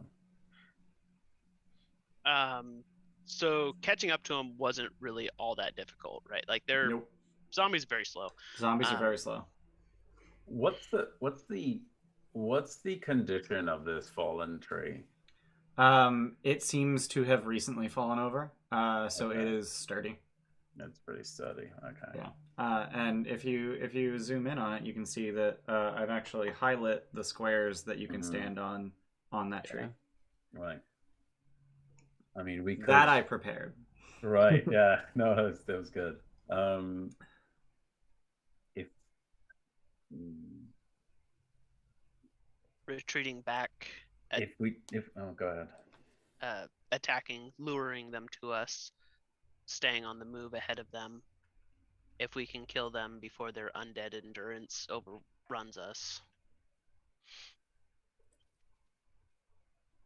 Here's the thing: we can Are absolutely these guys run away moving from them. while we're talking? by Yes. the way? They are. Yeah, they've been moving the whole time. That's his decision. I point at this and I said, they're already past the tree. If we fire upon them whilst on it, we could take quite a few of them out before they become a problem face to face. And even then, we would be bottlenecking them onto the tree. How many did you see? I asked Asteria. Yeah. Okay. 50, maybe. About that, yeah. Oh, I didn't know that many arrows. But they're further ahead than this group, right? Right. If they didn't notice us when I was ahead of all of you, I don't think that group's gonna notice. Was the forward group moving or stationary? They're moving. Are they? Okay. Yeah, Okay, all of them are moving. So they are not coming here; they're just passing through. Well, let's make a decision quick, because these guys are going to get past the tree. So I'm down for going on this tree and trying to take out this back group. I unsling my bow. I'm ready to go. Yeah. Whoever wants to come with me. Yeah, I can fly myself in Flint. Okay. I guess quick question. So donning a shield is an action Yeah. in combat. Yeah. So I guess Nask would like put his shield and like spear through on his pack on his back and draw both hand axes and basically be like, I got two. That's all I got. Have we been close enough to you guys on the ground that we could just talk to you at all? For this, I assumed we flew back down. Yeah. If anybody wants to borrow my crossbow and my 20 bolts, you're welcome to do that while blast away. Yeah, I mean Nask Can you use would. one? Fighters are proficient with crossbows. Fighters are right? proficient with every weapon. Yes. Again, like if you like hand off your crossbow and bolts, he would take them, and again like give you a bow and be like, "I will return this as soon as the fight is done." Okay. Okay, so you're just going to quickly and quietly make your way up onto the tree. Yeah. All right. Yeah, I'm gonna fly myself and Flint up. Yep. So let's let them get a bit away so that we have more time to shoot them down. You know what I mean? Yeah. So I'm going to position myself on the tree, but I'm not moving there until I can try and position myself on the tree, but there's a wall in the way. That's a light crossbow. Yeah. Range. Sorry, I had fancy walls in place, and then when I put them back, I made like regular boring walls that actually block movement. Also, sorry, delayed question, because when I chose my martial weapons, longbow was one of them, but there wasn't any kind of specifics on if you chose a ranged weapon, what your standard starting ammo would be. Is it just 20 or 30, or does it have to? In the starting kit, if it just says one martial weapon, it wouldn't give you any ammo. Okay. But I'm assuming that if you had a bow, you'd be smart enough to get ammo. I think it's 1 gold for a quiver of 20 arrows. Okay. Yeah. And 20 is usually pretty standard. Yeah, 20 is the standard. Okay. But that would cost 1 gold. But feel free to retroactively have made that choice. Okay. So at what time are you planning on shooting at them? I can cast fairy. Oh no, I can't. I don't have any spell slots left. Never mind. Oh, tree But, fitting. What does everyone think about 100 feet from the tree? I don't have that much range. That's a long range, yeah. That's a Well, I very assume you're long not on- range. I assume you're just flying above. I can fly with Flint. Just Oh, know okay. that your movement will happen on my turn. Yeah. You know, you'll have to kind of give that up. But if you're cool with that. Light crossbow only has 80 feet reach, or short range. Oh, then yeah, let's stick in there 60. I think why not right now? Before they get any further. Because are they just are they bundling up here? Are they just crowding up here? They're kind of like the field is narrowing because they're going through a narrower section. I see. But I've been a little remiss moving the front group because I'm running out of padding off of the map. Got it. I tried to Okay. add padding, and that's when everything got fucky. But regardless, they are crowding a little more. They're gathering. crowding because the. We should do it bottleneck. before they meet up with the others. We should do it soon, like Okay. right now. Yeah. And we'll aim for the Yeah. back ones first, right? Yeah. I just wanted to get at least a little bit of. And Yeah. Nask, are you up on the log with everyone else? Oh yeah. Sorry, I was adding crossbow onto You're my. good. I was just making sure. So the way this is gonna work is that they're completely fucking oblivious, which means they're surprised when combat starts. So let's go ahead and roll initiative. Jesse, you can still move your token even though I'm like on top of you. Yeah. Okay, cool. Yeah, on my end it shows me on top, so I Perfect. don't even see your token. So go ahead and roll initiative, everybody. And Initiative. while you roll, I'm just gonna hit the Damn. button. I just got a -1 initiative, and they're surprised. And I'm gonna go to the bathroom. Cool. Yeah, and then Nask would position himself far enough towards the end of the log that someone can stand next to him. How armored is everyone, by the way? 18. It's your AC. 18? 16. 14. I'm at 17. I just want to make sure that the 2 side caps are our highest AC, because that's where they're going to come up. You know what I mean?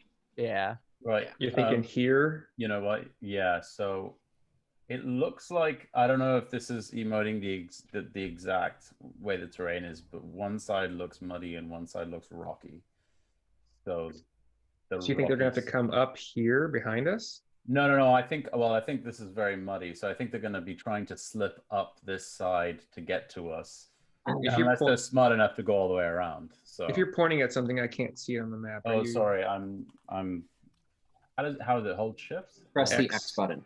Yeah. Oh, X. Right. Okay. So yeah, if we're if they're getting hit and they're smart enough to go around, it's going to take forever, and that's good for us. But even if they try to come up directly this way, they're going to have a lot of trouble and probably a lot of slipping down too. That's assuming they're not so dumb that they just kind of stand here and like reach up at us and try to. Right. Assuming so- that's even So in the interest of moving really quickly, because we're butting up against the end of the session, we got half an hour to finish this fight and wrap up the rest of the session.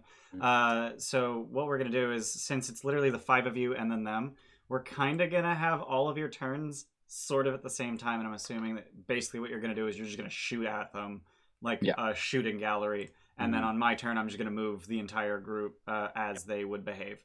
So, fire. Sure. Yeah. Get them.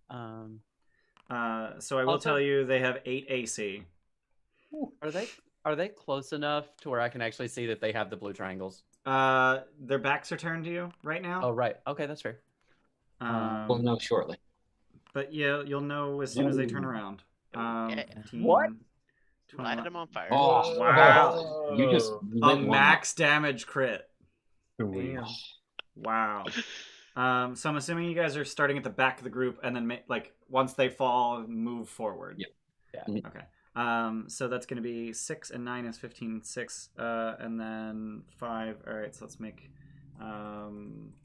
So 4 attacks pour into the first zombie before he even begins to drop, and then Asteria, or he dies. And then which one did I put in initiative? Oh, cool. I'm done. All right, neat. So let me. All right, I'm gonna move him.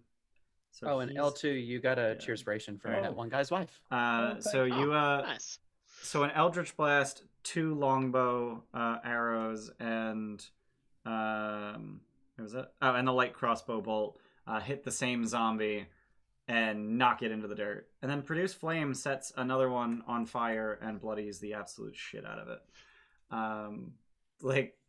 Jesus. 16 damage Produce Flame.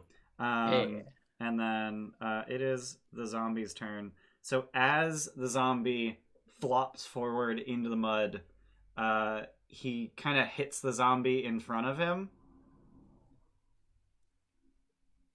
and that zombie just turns and just moans loudly, and the moan spreads through the group like wildfire. And there's now 50 zombies pouring in your direction. So the mud is difficult terrain. So with a dash, they can move 4 squares. Oh. We're just gonna have to hit as many as we can and then get out of here. Yeah. All right, Luckily, we have plenty of a way out, so keep shooting. no, Okay. keep shooting. That's a hit. That's a hit. Let's get it. Oh no! Undead Fortitude. Oh no. Dang it. dang it. That's a crit miss. Dang it. Whoa. I'm sorry. Sorry. Just use the 8. Yeah. So we've got hit. He made that save. Let's try this one. Pops up He in the fails. same square. All right.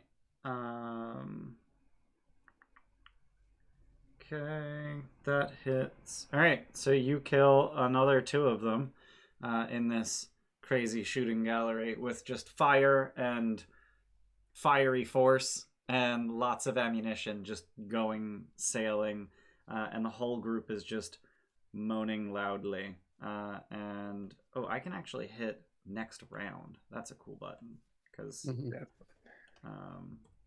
3, 4. And then these guys, 1, 2, 3, 4.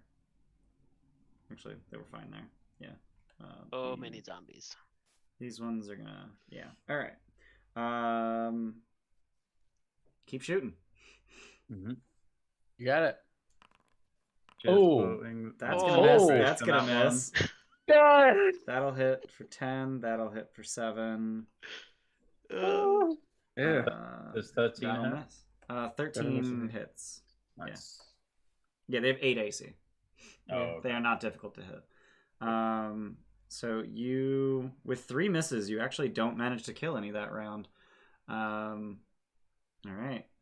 So these, and now that they're like in the middle of Asteria and Flint, I have to select them. Dom. All right. It's 1, 2, 3, 4. They start making their way up and around the river. They seem to understand how to get to you. Oh. But then over here, they start climbing the Oh. wall. And how high is the wall? 30 feet? The wall is 30 feet, yeah. So they get about halfway up this turn. But the rest of them are just going to keep moving up. And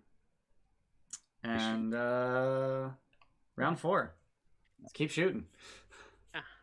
Just this desperate My firing. God. Wow. Oh, Holy again? shit. No So- way. So as we're shooting, Nask would kind of like call over his shoulder, like, when do we decide that we need to get out of here? I would say when the Yeah. one by the climbing the side, get over the side, like a big number of them do. That's when we got a bell, Okay. or at least begin starting to move.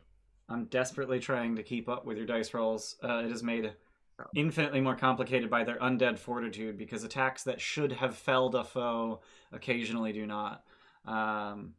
But you keep shooting, and you knock down another and damage a 5th after 4 rounds of shooting. And let's, Oh no. What? Only like 46 to go. We got this. Yeah. Yeah.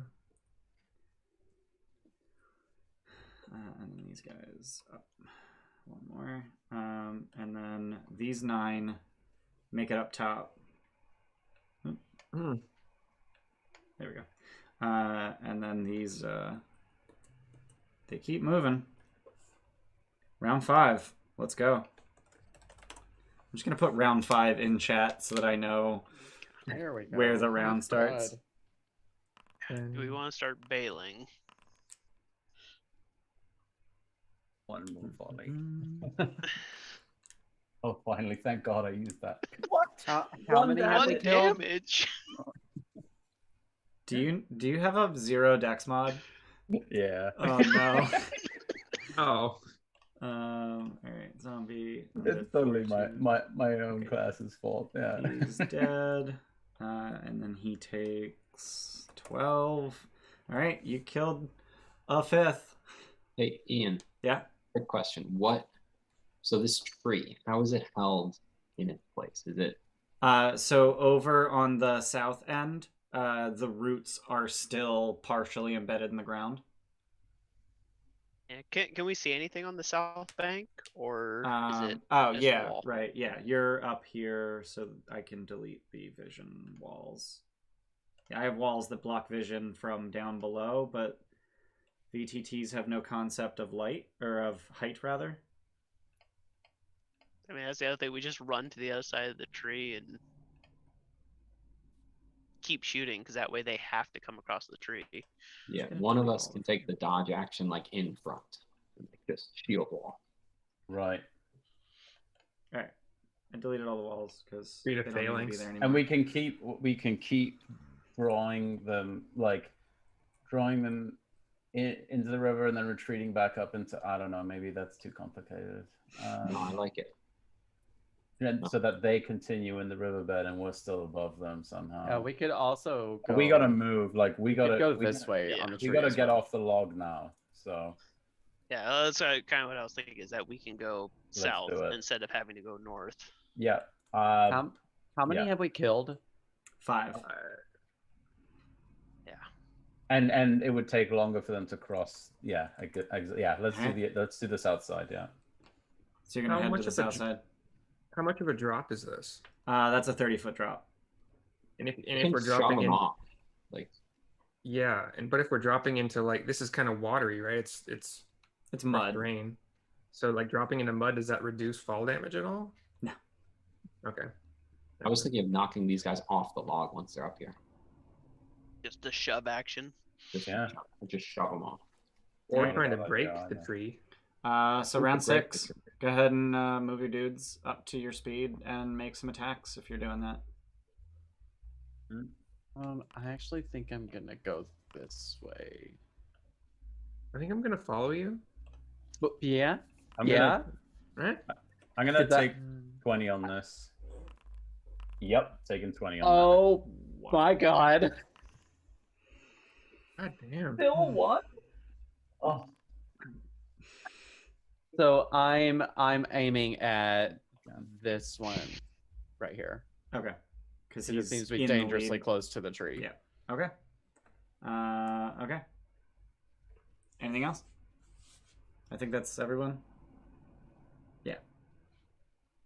And Rodrigus, you definitely hit with a 20, 22 total, I think, for 1 piercing damage. Yep. I'm proud of you. Thanks. All right. It is their turn to move. 1, 2, 3, 4. 1, 2, 3, 4. These two are already on the cliff, so their turn is moving up the cliff. He gets onto the cliff. He gets onto the cliff. He gets onto the cliff. These 4 sort of get in line to get up the cliff. Where is it? Where is what? Where is a thunder wave when you need it? Yeah, right. And then these guys notice you guys heading to the south bank. Damn it. What's They're- amazing is that I have Thunderwave prepared. Oops. Ain't got no slots. Nope. No Right. thought. So they Oops. they actually split up. So round 7. What? Pew pew. Seems too smart for zombies. That's a hit. That's a hit My for 1 fire God. damage. Woo! Hey, 9. That- Yay. Fine. Hey, okay. Doing something. I So haven't done max damage yet, but I've had pretty good DPR. okay. So we've got 8 piercing damage and then 1, which triggers Undead Fortitude, and he manages to fail a DC 6 Constitution save. Perfect. Nice. So that 1 fire damage actually helped. Yay! And then we've got 9, 8, and 6, which totals to more than max HP. So we've got another Undead Fortitude, and he fails. And I'm assuming you guys are aiming at the ones that are most likely to get to you. And I made the mistake of adding a triangle, which is now crying. A triangle. It's a cry-angle. So we've got some more. They're on the cliff now. They're also on the cliff. This guy, he moves. So now that they're up here, it's no longer difficult terrain, so they can move 40 feet with a dash. So he makes it onto the tree. These 2 were already on the cliff, so their turn is climbing the cliff. This guy, and then these 4 make it to the cliff to climb next turn. These guys, 1, 2, 3, 4. These ones are gonna move up as well, and then these guys, 1, 2, 3, 4, and then they're gonna start trying to climb this south cliff. Ooh. Well, at least it looks like they have 2 cliffs they have to climb to Yeah. get to the end of the log over Yeah. here. Yeah. All right, round 8. Let's go. I'm also gonna throw, like, I'm gonna yell as loud as I can to try to draw the attention of the south zombies to see if I can get them to, like, come our way instead of the south. Okay. Whatever. Go ahead and If it- roll intimidate. So 14 on my hit. Intimidate's gonna be. He's 10. Okay. So they don't even seem to notice that you exist. So is everyone aiming for the one who's on the log already? Okay. Nask is definitely aiming at him. Okay. Should we maybe start taking misses. care of these south zombies so that we're not insert? Maybe in the next volley, yeah, once we begin realizing we need to I'll take aim a for high the ground. ones that are approaching. Oh shit! Um, I didn't actually catch Yeah. anything. Sorry. Looks like Asteria didn't. Another Fucking one. hell. This one didn't kill one. So I think that's the first round you haven't killed anything. So you've killed 8 total thus far. And it's starting to get hairy. So these 4 make it up the cliff. Oh. These 2 make it up the cliff. These 2 had to spend the rest of their turn aligning themselves to the cliff. And then this whole everything just happens. That's a thing. And then this guy is going to run 40 feet down the log. That's a run. Oh god. Yeah, he shambles down the log. These 3... and oh no, so these 2 are already up the cliff. So they start running along the log. These 4 make it up the cliff. These 6 make it up the cliff. That's everybody. Round 9. I'm gonna go for the one that's on Rodrigus. I'm Okay. gonna use my longsword on that one. Okay. So do you want to just swing that first, since it kind of matters? Yeah. Yeah. This is the first time the order actually matters. Yeah. I'm gonna use that. Oh. Hey. Yeah, so fun fact, Undead Fortitude only works if it's not a critical hit. So he doesn't even get to try. And you just lop his head off and he falls down into the mud. Alright, so everyone else is firing at these 2 probably that are on the log chasing after you. Yeah, I'll just go for the first one. Okay. Ah, So we've got 9, miss, Oh 1 my fire God. damage. yeah. Nask isn't good with the crossbow. Yeah. And he's not looking good, but he's still standing. I think that's everyone. Yeah, That's- I'm also gonna. Sorry, I'm gonna fly Yeah. away. Okay. All right. Also, did we only have 9 kills now? 9 kills. We need 1 more, right? We do need one more. Yeah. All right. Okay. So these guys. Okay. So these 6 make it up the hill. These 6 made it up the hill already, or the cliff rather. And they start throwing themselves at this cliff. Yeah, they've got speed. This isn't difficult terrain anymore, so they can dash 40 feet. So he was here. Yep, that's less than 40. So they start making their way up to that cliff. These 2 are going to dash 40 feet. Duh. And then they're going to start like really piling in on the log. How's the log looking? Fine. Looking fine. A recently fallen tree. Yeah. Which is not the answer you were hoping for. Oh. You guys want to start trying to attack like here and see if it does enough damage? I'm planning on throwing produce flame at the front one. Okay. think It it is. It is time to start retreating though. Yeah. It is round 10. Oh boy. There's zombies not quite up this hill, but at the bottom. Yeah, I think. But they're climbing this wall now. Yeah, I think So Nask. here's what I think needs to happen. And I would say this pretty loudly. You guys need to go on ahead. We can from the air try to kill 1 more, and then we'll catch up to you. Sounds good. Is there anywhere to go down here? Yeah, so the map ends right there, but you can run into the jungle.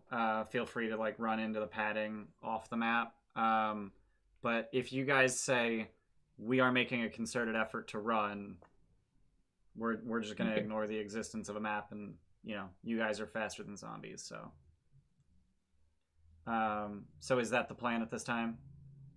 Just run. You guys Yeah, want I think we can take one more Yeah. volley and then book it. Okay. This guy or this guy? Well, the one on the south, he's still on the cliff, right? So it'll be his next turn to get up. Yeah. So we got 500 bits from Ginger with souls. Thanks, Ginger. 2 for L2, 1 for Jesse, 1 for Chris, Oh. and 1 for Riley.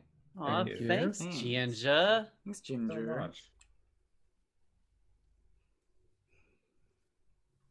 And then I have fog cloud. And now everyone has exactly 3.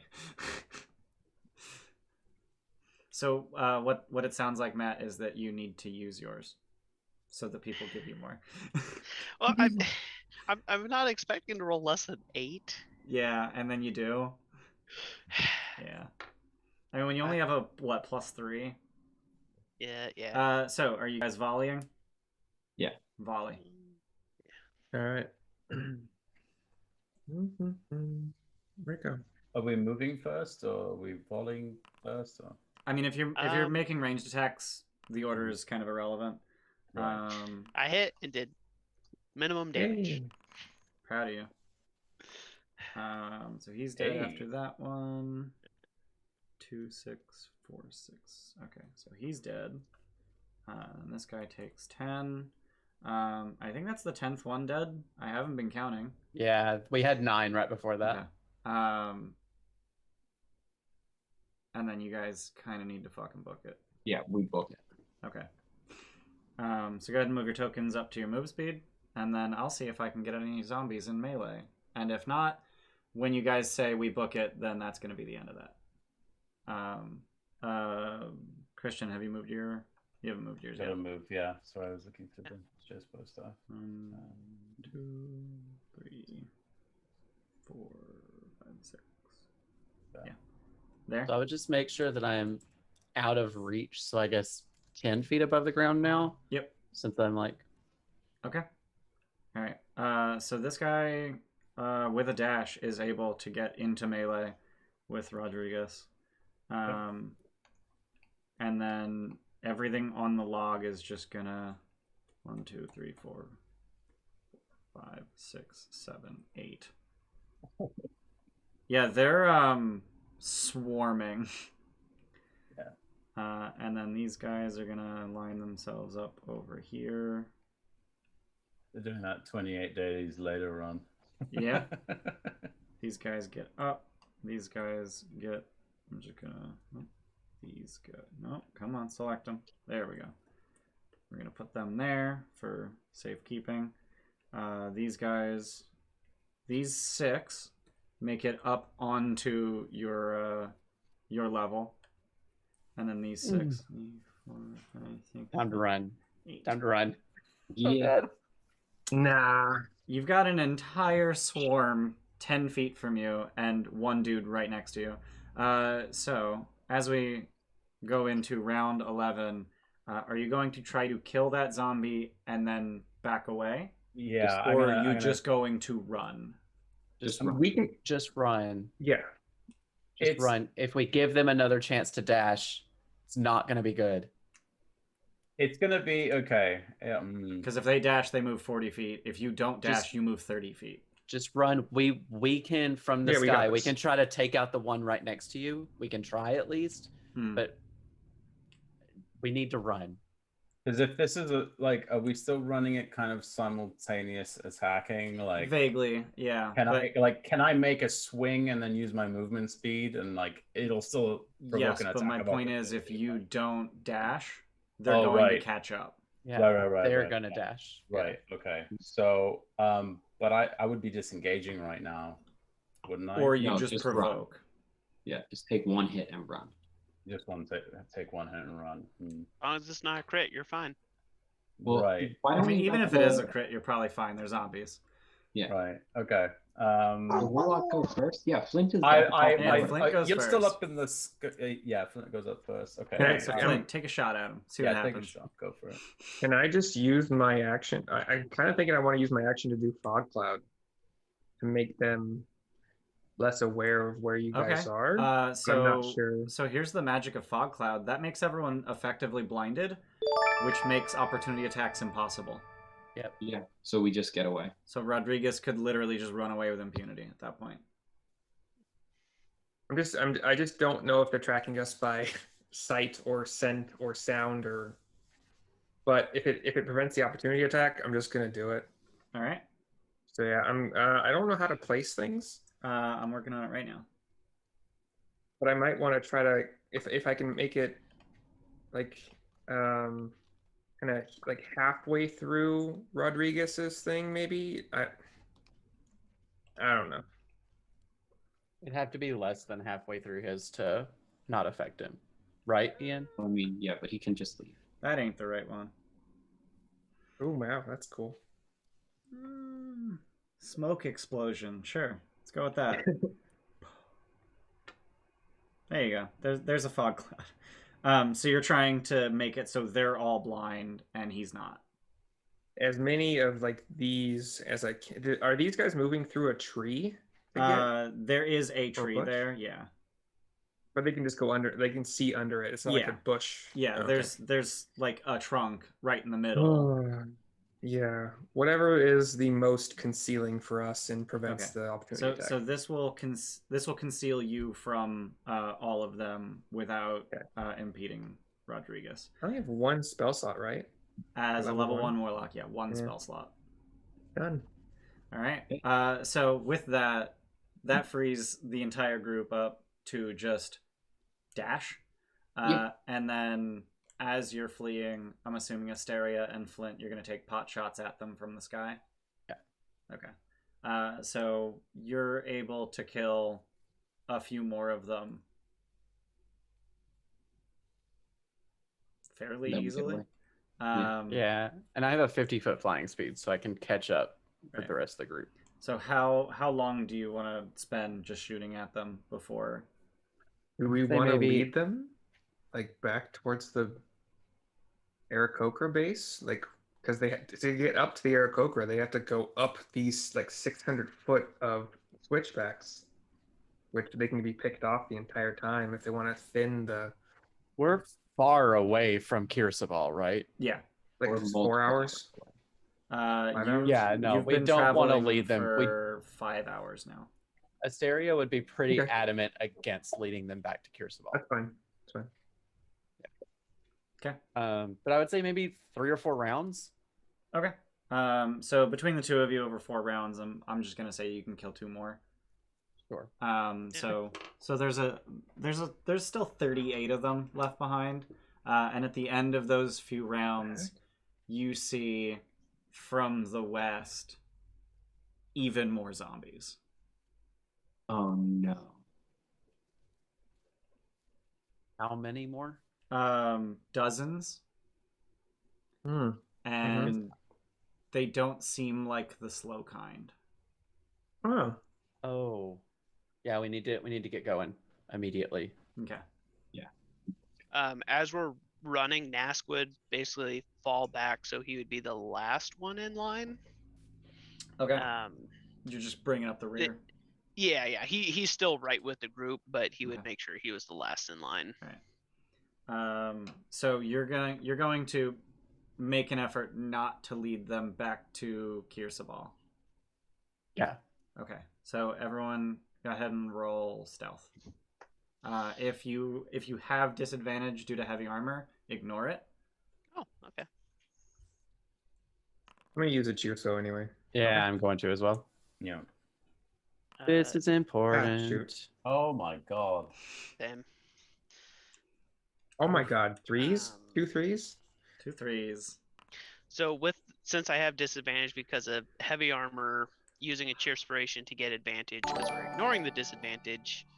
I guess it's Ooh. take the Holy shit! We just got a rate of grayed out one? 44 from Lawful Ooh. Stupid Aw, RPG. lawful stupid. Lawful stupid. Holy crap! I've watched them before. Thanks for the They're good. raid. Hey. Yeah, Yeah, they're great. yeah, we've rated them before.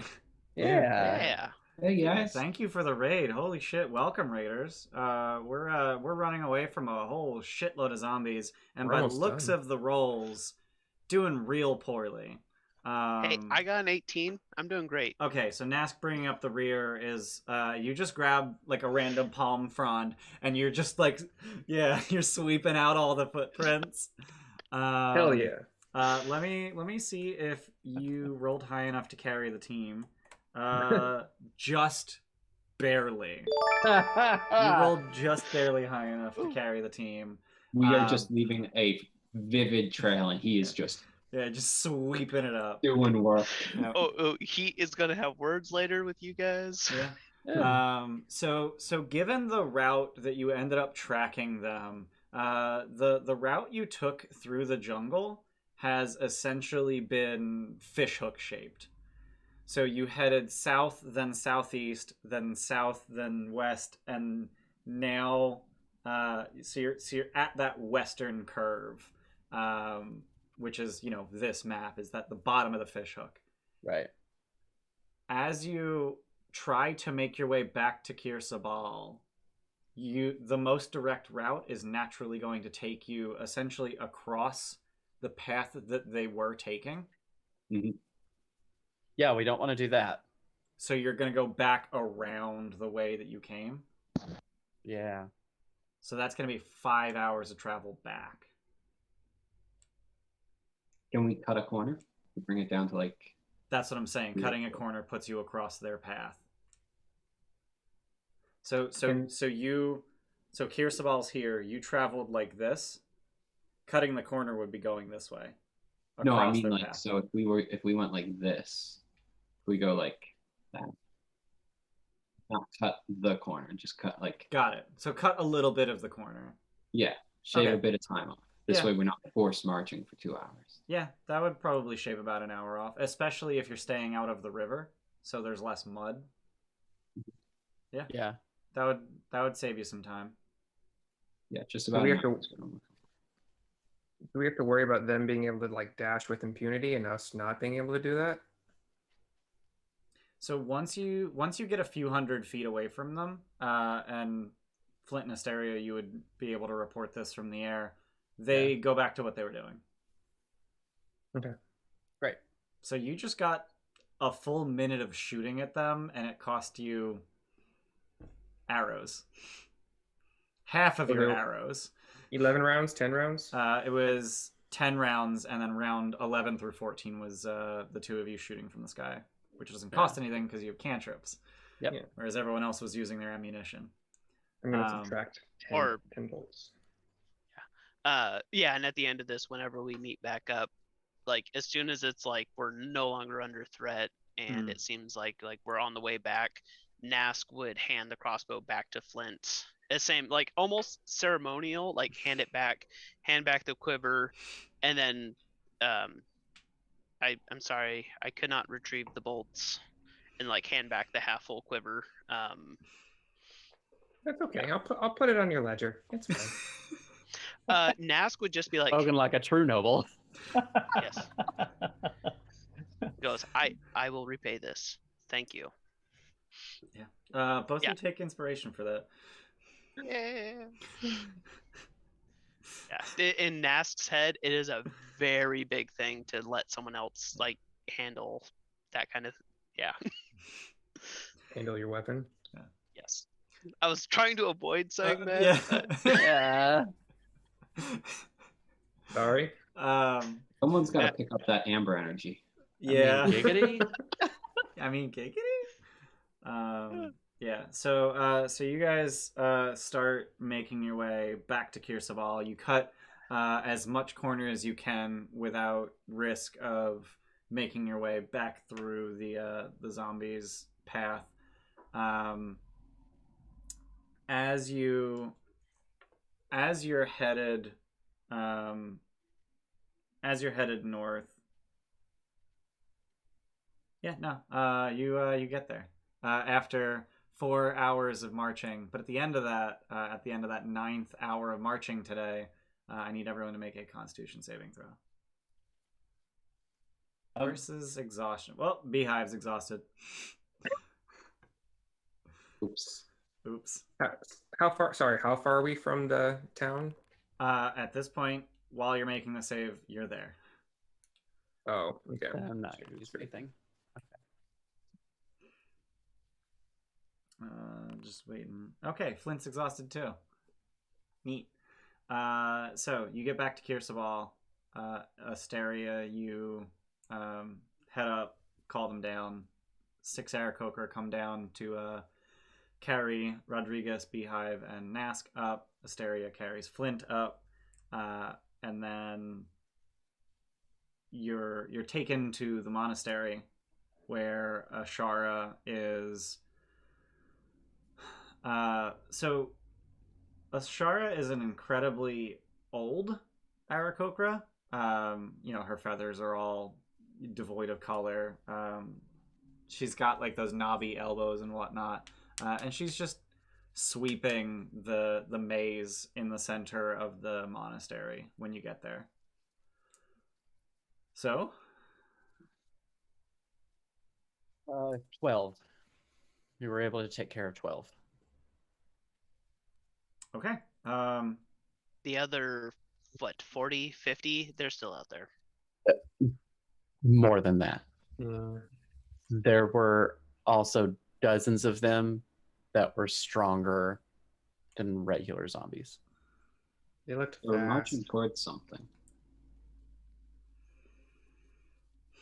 How far? Someone is summoning them deep within the jungles. I'm gonna do a little map of where we went. Okay. Show it to him. So at the bottom of that fish hook, would have been 9 miles from here. Mhm. Not very far at all. No. That's They were traveling west. yeah. So that they were about 9 miles south by southeast ish, Mhm. and they were headed west. And we didn't see anything that could have been what was going on there, right? Mm-mm. No, you didn't see any leaders or necromancers or anything like that. Just zombies and then angrier zombies. Okay. Wait, if we were following their path, did they make like a fishhook loop thing? They did. Okay. Yeah, I would explain that they're like kind of following the river path and.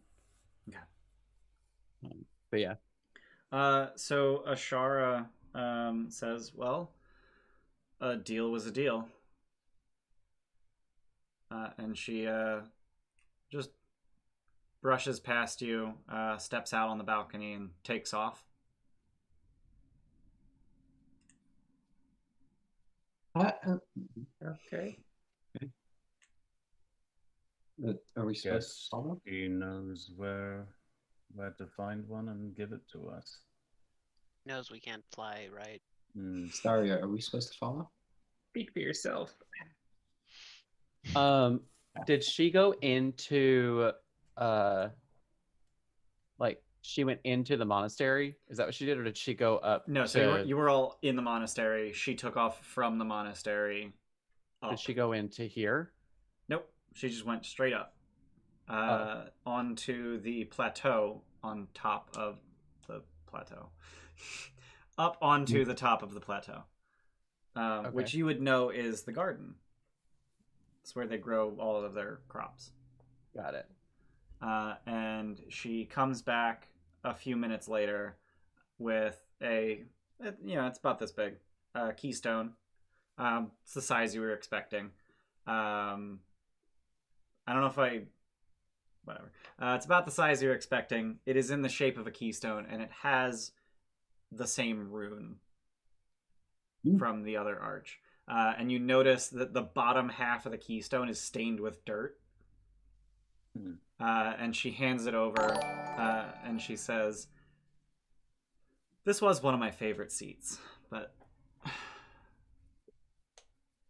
I think that removing the keystone disrupts the portal from our side, so it should do the same thing from your side if you are nervous about needing to close it. Thank you for offering that information. Because there was a keystone behind us when we went through, right? Yeah. Like, So on this side, there's no rune on the keystone. I don't So know. this is a for sure. different keystone. This is a separate one. Yeah, right? this is for our side. Yeah. Nask would look at her and just go, "Seed, you know stones don't grow, right?" What? Thank you for the raid, Rolling Deadly. Yeah, there was Oh a raid. yeah. There was a Sorry. raid. Thank you. Oh my Thank you for the gosh. raid. Welcome, raiders. Yeah, we're actually approaching the end of our 4-hour stream. So, but yeah, thanks for being here. So yeah, who's taking the keystone? I assumed that I was Okay. grabbing it while I said that. All right. I'll go up to them and just kind of say a bit lower. Did you have any need of taking down whatever it is that is summoning these unholy beings back into an army? Thanks for the I am follow only support. one portal away. You have experience fighting the undead?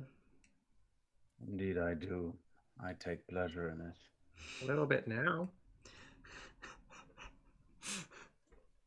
Good answer. I'm sure we would relish your assistance in the future. I've seen a great many undead in my long years. I'd also kind of like to come back sometime. I think the jungle's really nice. A lot of cool stuff. If the people on the other side of the portal are as honorable as the group of you, then I would happily leave the portal open. Thank you. She looks very cheerful at that.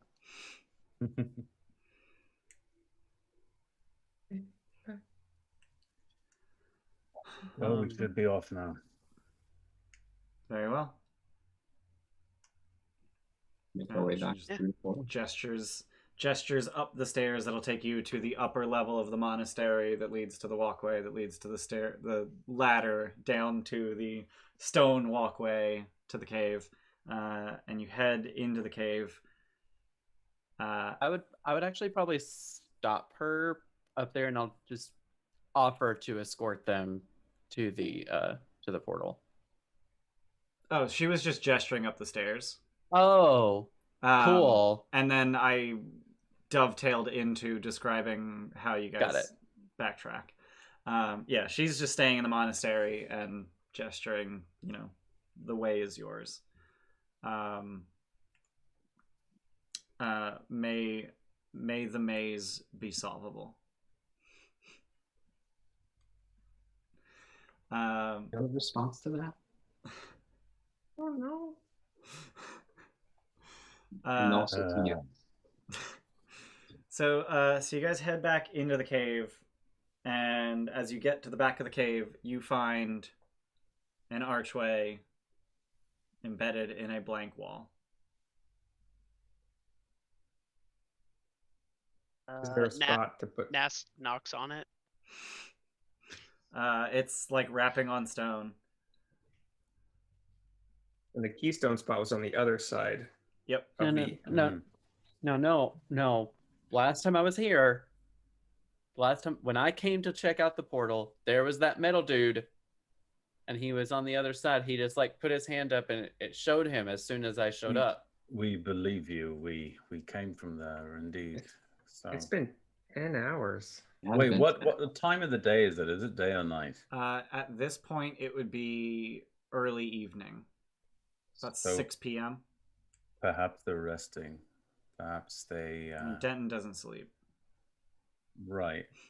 Maybe one of them. Maybe they're elsewhere. Maybe I don't know. So, Beehive, you hear a voice in your head.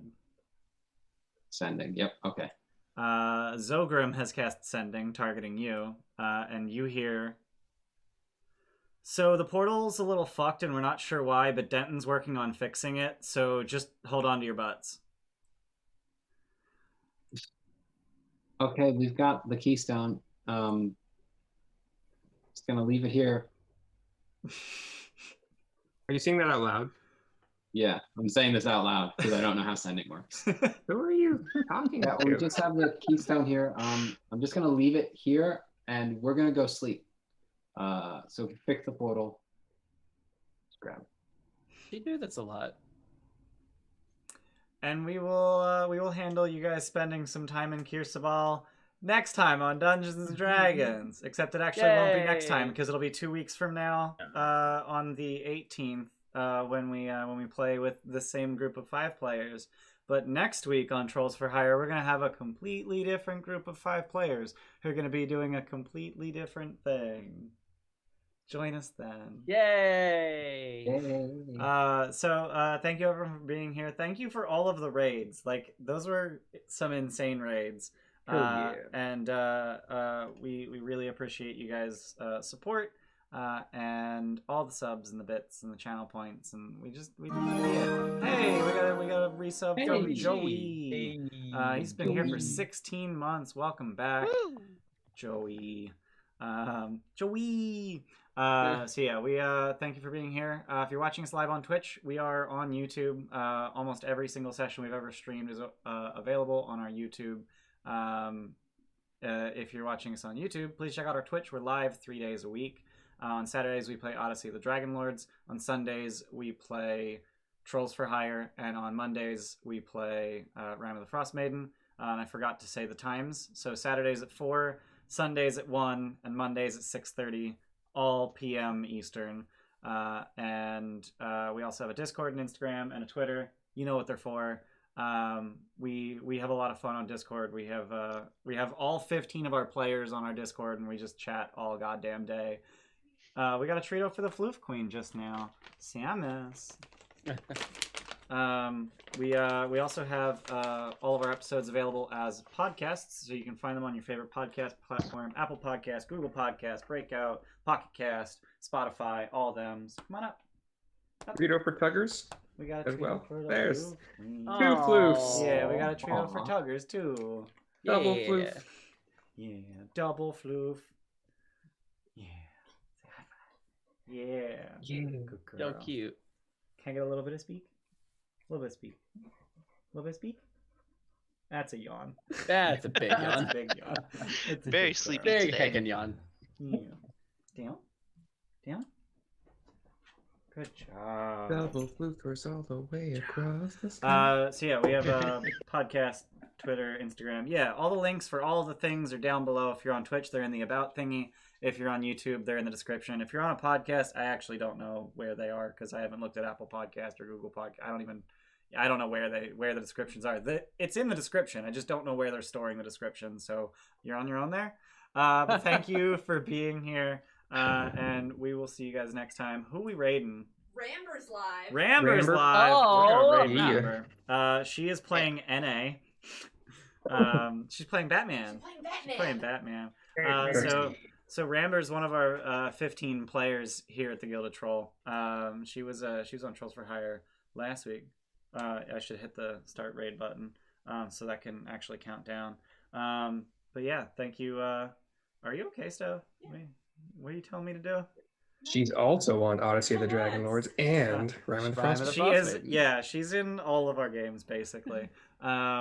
Just like Jesse. Jesse's also in all of our games. Just like Jesse. And Steph is also in all of our games. Yeah. Jordan, the other Jordan Ryan is all. player, is Oh, not. never mind. Never mind. But yeah, so we're gonna go ahead and raid Ramber, and we will see you guys next time. Bye. Bye. Bye.